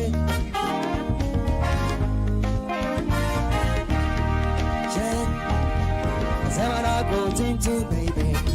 If you talk around me, your home, come and see ya. Me do a dream myself. Remember me once more. If you show me, save your you go know. Now my worry night. Check. Oh, when you're my put on boy. Oh, for you be there and poor. Shabada. Then you ain't about that. The mouth will make you shine in one round. Enjoy me day. How you make nothing. Che. Oh, what worries are they?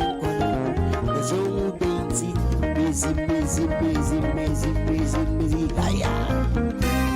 shouldn't fair phone, no fair far from town.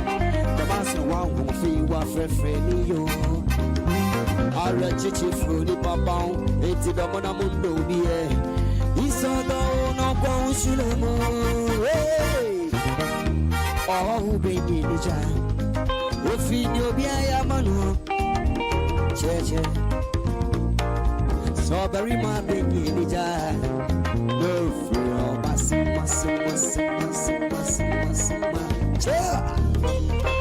it's Friday. Somebody.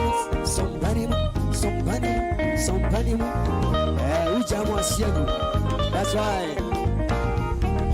Somebody will create.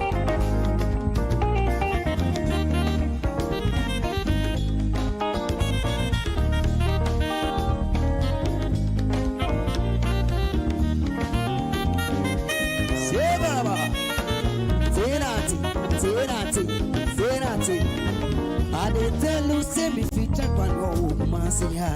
We do agree myself. I always. She should be so you can know.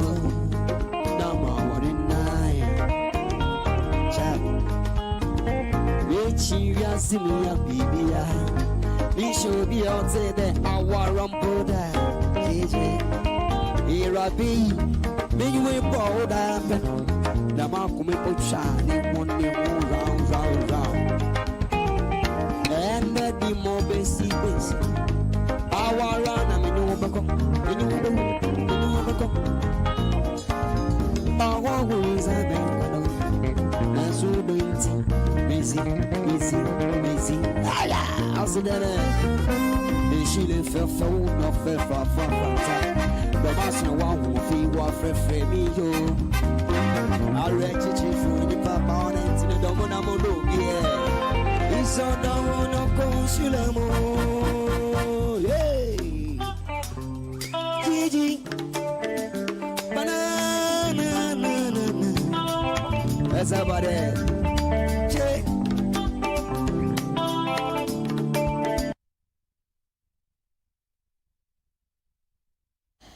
And a lot of fun. I saw the Mr. Tipper and the Sompemu crew, and trust me, it's an amazing one. We don't end the show on Fridays without bringing you excitement and telling you what will be happening during the weekends and all that. There's an interesting one that is coming, PSA Swesco. Yeah, they're having a dinner, and this is happening tomorrow. But the ticket is if you didn't go to Swesco, you are not part of it. But this studio is Nana Ihua Roxane, Global Vice President, Swesco 1993-1995 year group. She's in studio to have conversations with us on that. Later, we will have Ernest Obin Appel, who is also the Global Secretary, Swesco 2006 year group, to also help us to understand what the whole thing is about, the dinner, who is eligible to join, myself, who went to Swedish School of Business, and I parasite or something. Good morning. Good morning. How are you? I'm good. Good. Yeah. 1993. Yeah. Is that the year you completed school? Or 1995? 95. So 93 was O levels. Wow. And you completed 95. Yeah, how was it A-level. How was it like that? How was it like during those periods? So you do a 5-year O level, then you do a 2-year upper sex A level. Wow. Yeah, And so 7 school, years. How was school like? It was exciting. What made it exciting? Exciting because freedom. I mean, you go to Form 1 and now you detach yourself from the apron strings of your parents. For the first time, you are independent. I mean, in school, take your own decisions, even though they are house mistresses and all that. But the fact that you're not really at home, for me, was a moment of independence. And so you moved from, was it Greater Accra? Which region? Greater Accra, yes, to Swedru Secondary School. What do you like about Swesco? Everything about the school. The fact that it was the first school set up by Osagyefo Dr. Kwame Nkrumah when he became president. That's why we call ourselves PSA. I mean, PSA means the firstborn in Akan language, And also, the academics was very good. I mean, it set me on a course to love reading because I read history, literature, and that time African traditional religion. So it actually made me who I am. Swesco has made me who I am, true and true. Wow, Swesco. And one good thing I loved about the school was the dining hall food. Oh God, it was very, very good in our days. 95. I'm telling you.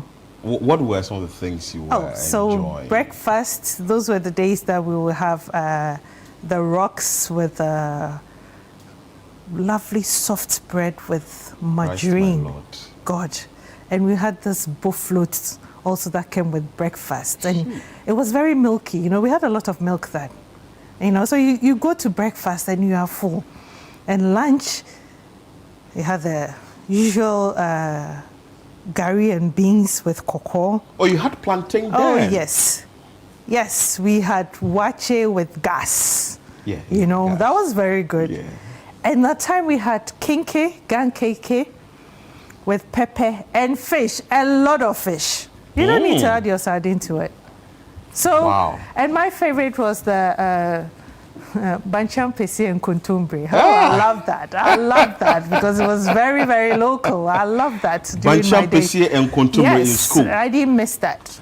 I think we should bring those things back. Yeah. So that our brothers and sisters in secondary school and also our children can also enjoy something like that. Because, trust me, it's good. It's what you are saying is actually taking my mind back to some things. It was good. Wow. Anyway, Ernest is joining us. Ernest, how are you doing? Fine, fine. I was asking Nanefwa a few questions. What she enjoyed about Swiss school and senior secondary school those days, O-level, right? And you too, you completed which year? 2006. 2006. Fondest memories. Yeah. Okay, so during our time, the Saturday afternoon, during visiting hours, we had rice and quant. Wow. Rice you mean and contumely? Yeah, contumely. Yeah. And some of us who was didn't... Kobe in there? No, it was... We had some tuna and other stuff. And some of us who were not getting visitors. The whole 3 years, no one visits you. Came to visit us. So the Saturday afternoon was our deal. And then Sunday afternoon before church service, we had kinky and fish. Wow. You will love it. You love it. In fact, West School, our dining was one of the best in terms of the meal because of the farming and other stuff that we do. So we and I think I understand why you want to do a dinner. The dinner is tomorrow. Yes, tell us about the dinner. Tomorrow, and I'm so excited. I've actually chosen my clothes, you know. Oh. Yes, so and my dancing shoes because that's very important. Yeah, and I've been thinking about it the whole week because it's an opportunity for us to have fun, to meet with our seniors, our year group mates, our juniors, to reconnect, to network, and to see how we can take our school forward. It also offers us the opportunity to appreciate the leaders in the various year groups who are mobilizing their year groups to come on board to do wonderful things for SWESCO. So it's just an all-year dinner and appreciation night to network, dance, have fun, meet, and reconnect. Beautiful, beautiful. And Ernest, where is this event happening and who is eligible to be part of it? So the event is happening tomorrow, 5 p.m. at Channel 1 Gardens. Beautiful. And every PAC, if you are an associate, your wife, your husband, is a PAC, your daughter. Your girlfriend, your Yes, boyfriend. your girlfriend, your boyfriend. You can join us to celebrate tomorrow. Is there any objective behind this dinner? Or is just come, let's have fun, or is it going to be sort of like you are raising funds to build a project or to embark on a project in the school or something, just to meet your year group members and just network, Ernest? Okay, so you know, throughout the year, we've had a number of activities. We've gone for homecoming, we've done social conversations, we've done annual year Thanksgiving service. Beautiful. We are creating this platform so that, you know, some people completed in 71. Some also completed in 2024. You may not know that this person is a PhD. Come and let's network. After, we want to look at the needs of the school. We will deliberate about it. We see the way forward. But the main objective is to come and release some stress, network, dance, make fun memories, and we develop our school. Yes. Beautiful. So the dinner is tomorrow, Channel 1 Gardens here at Tessa. No, it's from 5 p.m. And if you are a PAC or associate PAC, you should come. A small bird is telling me that if you could sing your national anthem for us before you leave, can you do it? Our school anthem is marvelous. Okay, your school We can. anthem. We can. So you can do it for us. Yes. Let's go. 1, 2, 3. Sing SWESCO boys with heart and souls. Sing SWESCO girls from pole to pole. Stand for the best, move with the first. Spread to what a man of fame dare to do. Ghana, the land of freedom. Ghana, the land of justice. Aim for the best, strive with the first. Drive to unite all Africa, firm and true.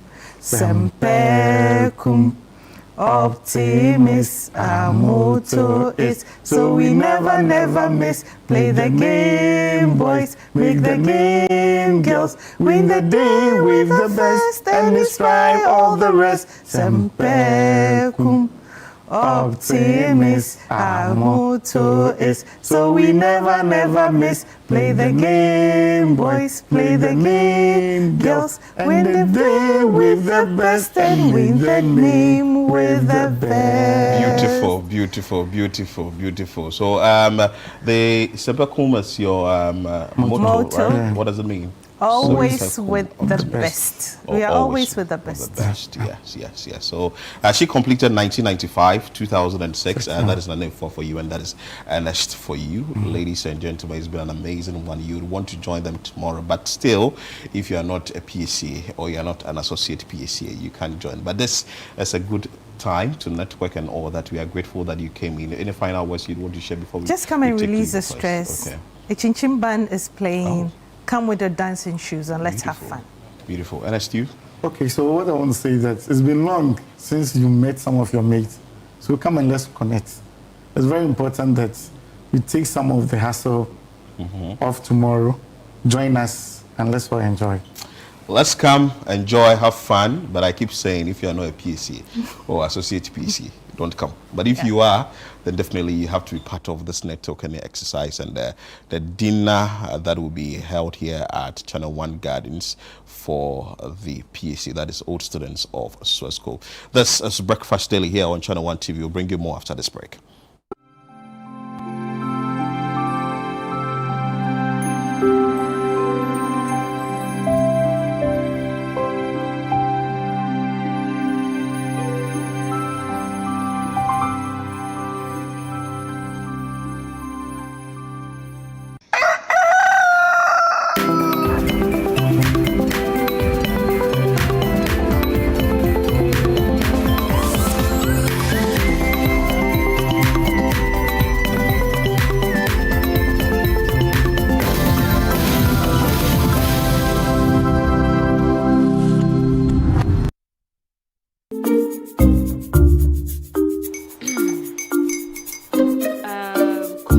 Uncle are almost here. Wait a minute. This one too, your friend Kwame. Wait, Kwame?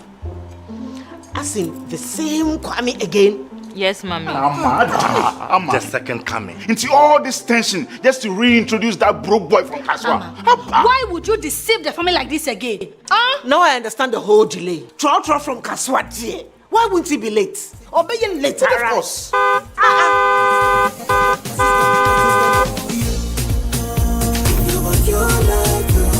Star 712 hash, star 712 hash. He go be the luckiest. Coffee from Georgia be luckiest. From Natepia, cause she be luckiest. Yeah, you go be luckiest. No matter what you're luckiest. Everybody go be the luckiest. That's Kwame! Send your God the apple boom. If you put it with so would the coming of the son of man be. Is that his car? Ha! Even now, your shadow the way designer. I use my own mouth to reject him. Oh, this is my mouth. Look at that. Kwame, my son. Now, tell me the truth. How did this all happen? Oh, Mommy, a simple direction. Mr. Good Luck no check me way. Yeah, man. Easy car. Or dial star 712 hash. The devil is a liar. He picked his ticket and entered his lucky 5-digit number. I'm his birthday. Oh, how romantic. And he followed the prompts. Yes. And then boom. Confirmation test. One quick, pick 5 numbers for me, okay? I'm feeling like service. Dial star 712 hash. Choose your ticket. Enter your lucky number. Follow the prompts and let destiny handle the You see how they love you now? Yo, do you have family Pemasimo? Before December, may release a motivational album. Patapa, my super. This promotion is regulated by the NLA on the Caritas platform.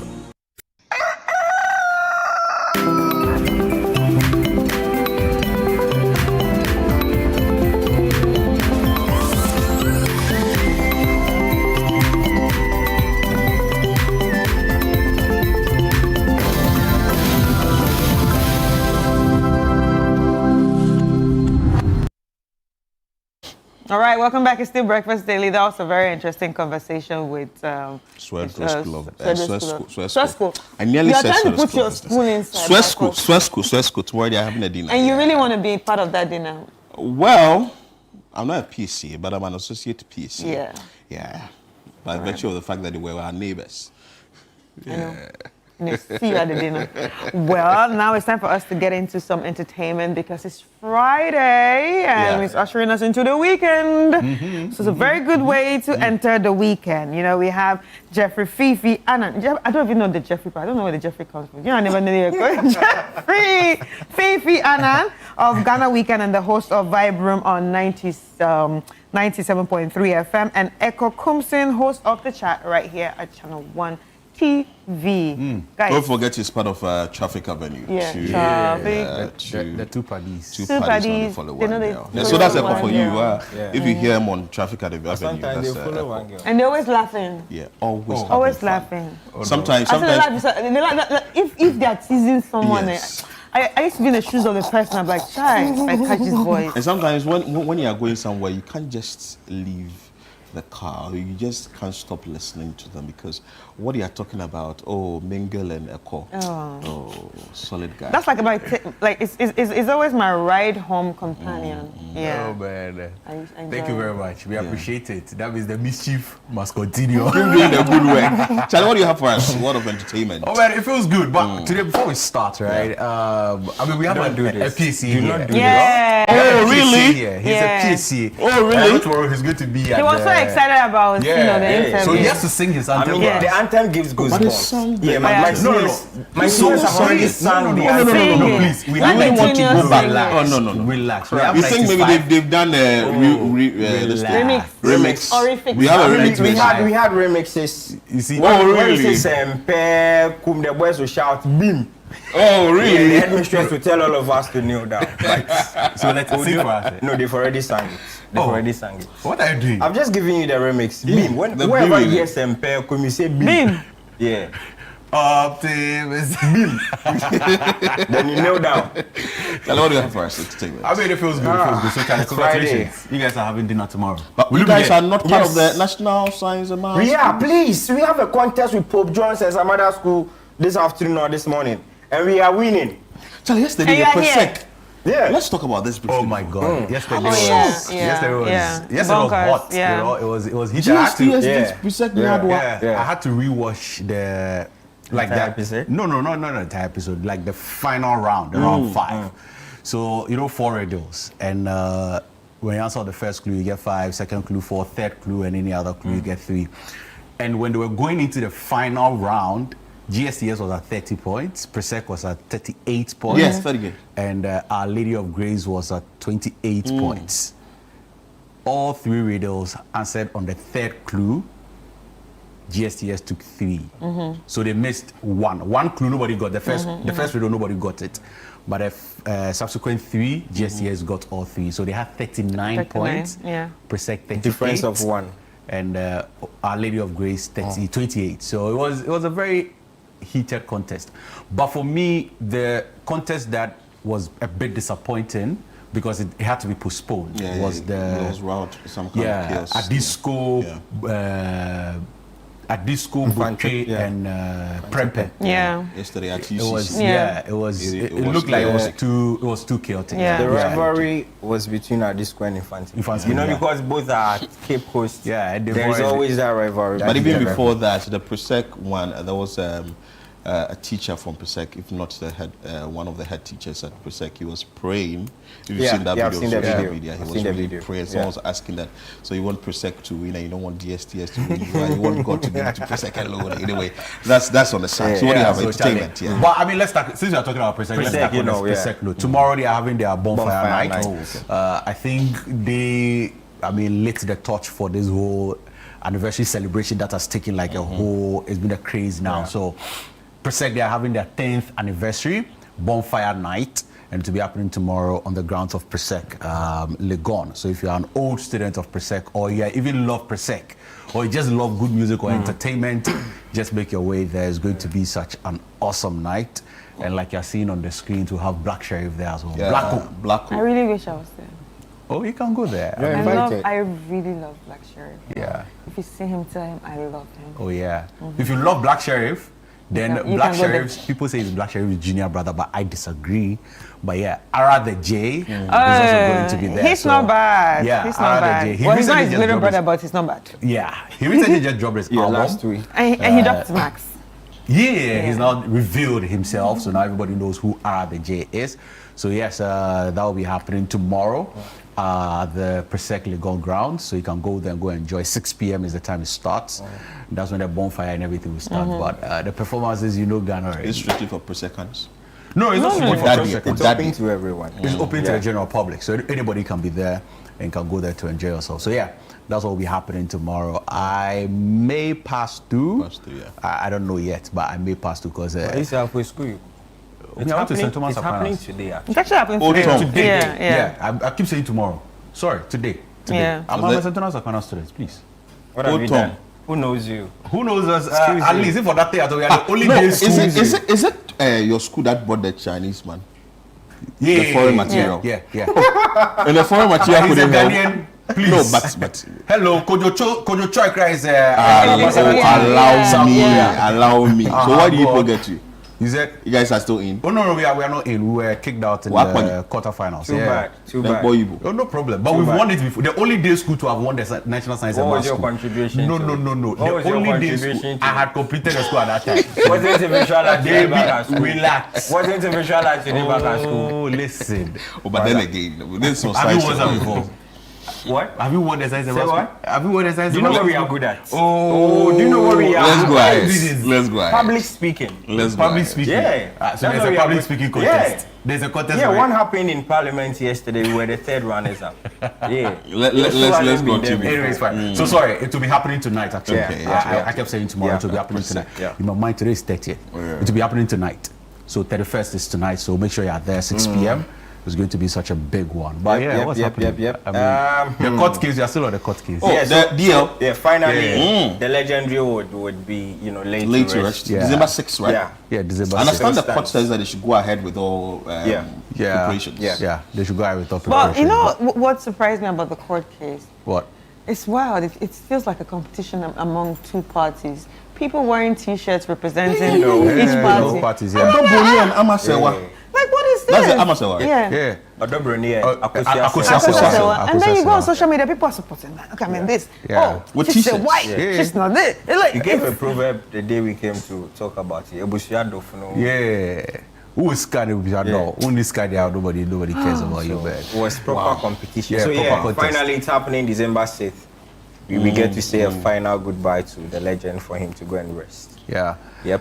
He needs to rest. I think we need to lay it there. But I don't know if you've seen the documents from the German embassy that they are legally married. Yeah. All of that. So I mean, nobody ever disputed that they were legally married. That's the late musician and then Akosia Sewa. Yeah. But per the Kumasi High Court ruling, the right to perform funeral, anything related to burial, rest with the family.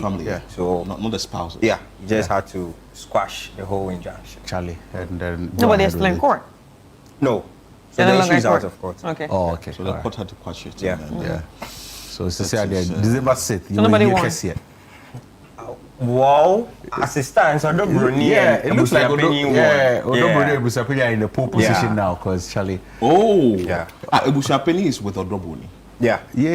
And Akosia Sewa is the only woman standing. Yeah, the only woman standing on the other side. So and it's with the public. Yeah, Akosia Sewa is with the public. Yeah, she has the masses. Yeah. So yeah. Okay. But people are saying you take it to court, you take it to a Kumasi court. Really? Of course, of all courts. Of all courts. Of all courts, you take it to a Kumasi court. You get it there. Where the legend is actually revered. Yeah, and I mean, Kumasi people have been looking forward to this funeral for the longest time. I want to place an injunction on it.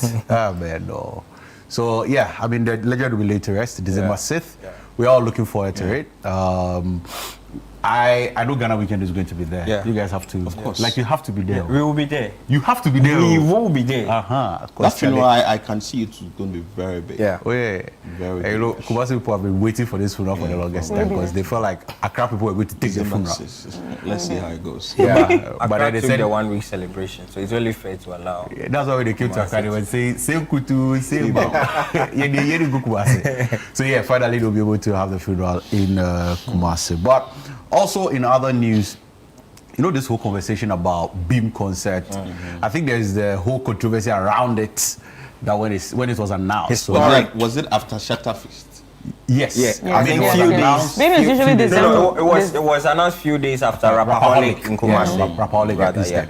And then while that was going on, Shatterfest happened. So it looks like there's pressure on everybody to, you know, bring out your fans. Also announced that December 13th. He's having his concert here. Who's that? Medical. But you see, the BIM concert is usually in December. Yeah. Yes. It's usually in December. 26th. I think. Yeah. Has it always been 26th? Yeah. 26th December. Always. Yeah. Because I thought last right year was... after Rapaholic. 25th, I think. Rapaholic. Yeah. But last year was earlier. It was like 22nd or something. No, I don't really know. Okay, I don't remember. But I've always known it to be 26th. Yeah, so it's always in the December season. Yeah. So, I mean, it's been announced, and then there was a controversy around the dates because they were like, but why are we saying popcorn? Is popcorn coming? So you know this whole fan-based thing and how they can drive the conversation, spew narratives and all that. So apparently the fan base, someone from the fan base announced that Popcorn was going to be at Beamfest this year. And then Popcorn had to quickly respond that he has not officially been contacted. He's not aware that he's performing at Beamfest this year. So it was almost as though the communique that he was going to perform was from the Beam camp. So you know how rival fan bases will criticize the artist and all that. So quickly the PR management of Benetton Music Group, a brand Stonebwoy is affiliated to Vaide Duchumwa, right? Yeah, Duchumwa, yeah. Had to come out and She's clarify. She's a PR. Yeah, had to come out to clarify that as it stands, there's not been any list of guest artists performing at this year's Beamfest. And so whatever we saw on social media, whatever we knew wasn't from them, it was rather from, you know, these fans that sometimes they want to do their own thing. Yeah, but you know, I feel like sometimes the fans also spark something, you know, because I don't know if the fan was just saying it in jest, then that's fine. But if the fan was, but you know, sometimes there are some fans to that are too close that they might have some inside. This one was actually announced with the flyer. So it was on an official flyer. Yeah. So we need to be careful. Yeah, the fan may have some insight. But then again, I keep asking myself, wouldn't it be nice to have Popcorn on stage? Of course. You know? I think it's going to pull crowd. Yeah. Have they done a song together before? Yeah, they have. They have a song. They have a song together. That one I know. Yeah. Wait, was it the remix for Overlord? Let me see. Yeah. The remix for Overlord has Popcorn on there. And then one other. Tentic. Tentic and let me LaRusso. see. Yeah, LaRusso. And LaRusso as well. No, it's actually Jamil. Jamil, okay. It's Jamil, not Popcorn. Popcorn. It's Jamil, Tentic and LaRusso. But Popcorn and Stonebwoy, I know they have a song. Yeah, they have a song. Yeah. I know they have Stonebwoy featuring Popcorn. Guys, I'm just on my Spotify, so I'll be able to pull it up. Because it looks like Stonebwoy and Popcorn. Hey, no, but it wouldn't be news for Popcorn to perform on Beamfest. Oh, no. I just want him to come and then perform. Happy birthday, my friend. It wouldn't be news. Stonebwoy has done songs with Sean Paul, only Happy Birthday I really want to hear. Oh, really? From Popcorn. Oh, really? Because that's the only song in my head every day. Because when it's someone's birthday, I just go on social media do you know and put a song. his Happy birthday. Risky. Yeah, risky. Yeah. But I still like happy birthday, my friend. Okay. One more. How many times do you celebrate your birthday in a year? How many friends celebrate birthdays in a year? That's the song I use for them. Yeah. Okay, so I think they have a song together. It's titled Happiness. Yeah, I know Stonebwoy featuring Popcorn. Yeah, so after Happiness, he will sing Happy Birthday for us. Happiness. Yeah. They even shot a video in Ashaiman and all of that. I feel like sometimes we do some of these things and we don't put it out, so it just dies with it. But it's nice. I think if the fans want it and Stonebwoy's team can afford it, they should be able to bring him. Because last year they brought Jamil, they brought Spice. Yeah, they brought Tente. Beanie Man has also been. Yeah, Beanie Man has been there. Actually, Morgan Heritage. They've Spice been will on be nice. Spice with her blue. Yeah, she was at the Beam Fest last year, so I don't think it will be out of place. And then they will sing. Dun, dun, dun, dun, dun, dun. No, that's how I'm just saying it. You want to say things here? I don't forget to hear Wuzu. I don't forget to hear Wuzu.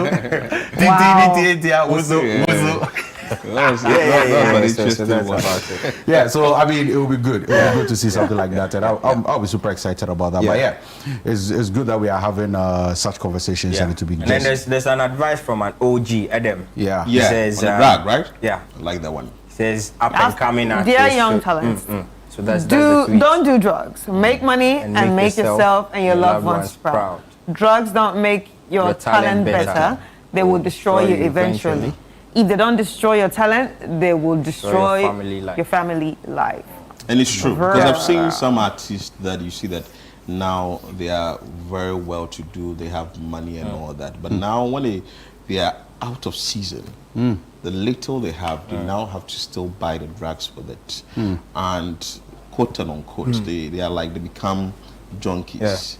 And now they need help. You know, with the creative industry, nobody pays your pension for you. Nobody is going to invest for you. That's why they have to join music. Exactly. Even with music, they have a even with package, my brother. No, they have a package for how many people are getting money from there? They do. We've seen people who are complaining that the amount of money they are receiving from music is woefully inadequate. That's Gamro. Yeah, that's Gamro. But what I'm saying is, you wouldn't want to get into a behavior or form a habit that you cannot maintain or you cannot sustain, and then eventually you pump all your money into it. I saw that of Agbeku in the ghetto. He was a very fine guy way back from, I think, TM, right? Yeah, he was one of the TM guys. Oh, he has a song, one of the most so it was really popular. Yeah, and he was rocking shoulders with Edem. Yeah, he was also rapping in Ewe. Kwade was scary. Yeah, Kung Fu Kwade. Let's learn from all these. Is it? No, Red Eye. Red Eye of I think Too Tough fame, all of that. So people need to. I saw videos of Kwade and I wept because see people. Some songs like you hear of Kwade deep. The lyrics. If you listen to the lyrics, but you can't. They can't be on stage anymore because of. But you see, abusing drugs. It's also when it starts. We don't curb it early. You know, because most creatives are like, oh, you know, I need to do something small. You need to hide. I think before I get on stage. It's a sort of pressure on them from their peers, you know, because before you come into it, you've seen your OGs do it on stage, your OGs do it at backstage. So you feel it's a thing you also need to join in, and then even in the MC field, because sometimes if you want to hype the crowd, you want to really charge the crowd. You're a hype man. Sometimes you are tempted to do something small. But you need it. It has to do with how you do the thing for the people to enjoy you, and you wouldn't want your energy to dip. Mind you are there to entertain the people. So maybe you are on stage for 5-6 hours. You need that energy to go. But you see, you need that energy to go. But you see, what I don't understand with this whole drugs thing is that if you want energy, where has it been said that it's, say, this drug that actually give you actually stimulates you to be stronger or to be to have so much energy? Because what we see is that most of these drugs don't even give you energy. It actually makes you very dull. Which you will not know, but from the initial stages, it looks like you are hype. I understand we have Agbeko's video. Let's bring you that video shortly. Let's understand what really is about. Okay.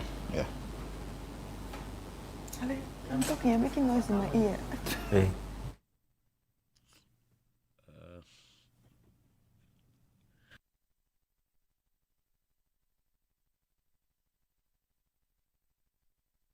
No, but what did he say? What did he say?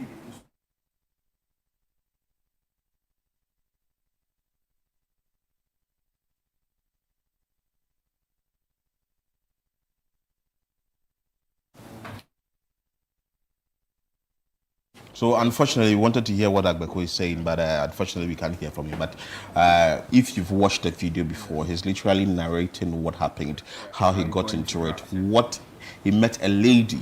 Yeah, backstage at the concert. She went to perform. It's like, and the lady do small. You want some pass? Exactly, you want some pass. You do what you do, and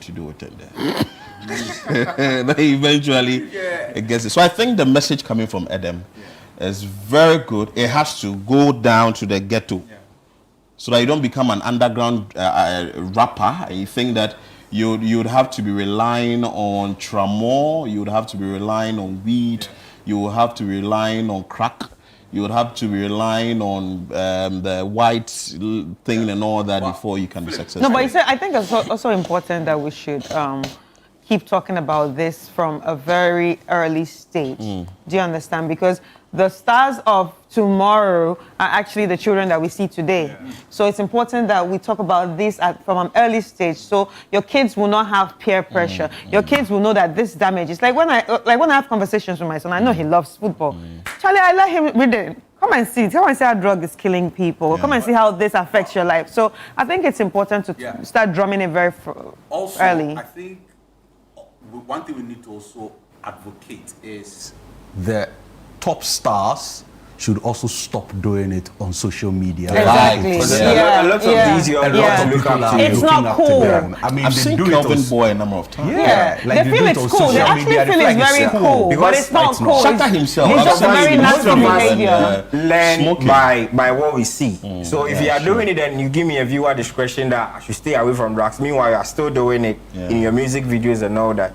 What are you teaching? No, but you see, what people will say is that you should be your children's role model. Don't expect the musicians or the actors to be your children's role model. Like, you should be no control over the influence they have on them. Basically, So it I should be feel like practice what you preach. Yeah, practice what you preach. Like, if you're telling me we should stop drugs and then all your compatriots are doing it, and now they do it on social media. And everyone has access to social media. Exactly. So that's all for entertainment, right? Yeah, but before we go, it's a new music Friday. Message. You need to. Kweku Smoke has dropped a new album because it worked with me. A very, very good rap album. I have a favorite one there already. Which, really? Not today. Oh, not today? Not today, please. Oh, we should do it after midnight. Yeah. Okay. Did you like? That's what, I think it's time. Just give us the birthday message. So we actually have a birthday message. Happy birthday to Gifty Tachi, staff of Statesman's Limited. We wish you long life, good health, prosperity, and God's protection at all times from 2004 GIJ Year Group. And they say, good morning, it's Friday. Thank you so much for staying with us here on Breakfast Daily. It's been a fun, exciting, and amazing edition, the Friday edition. I am Philip Milate. And my name is Chris Carter. A happy Friday. See you. Bye.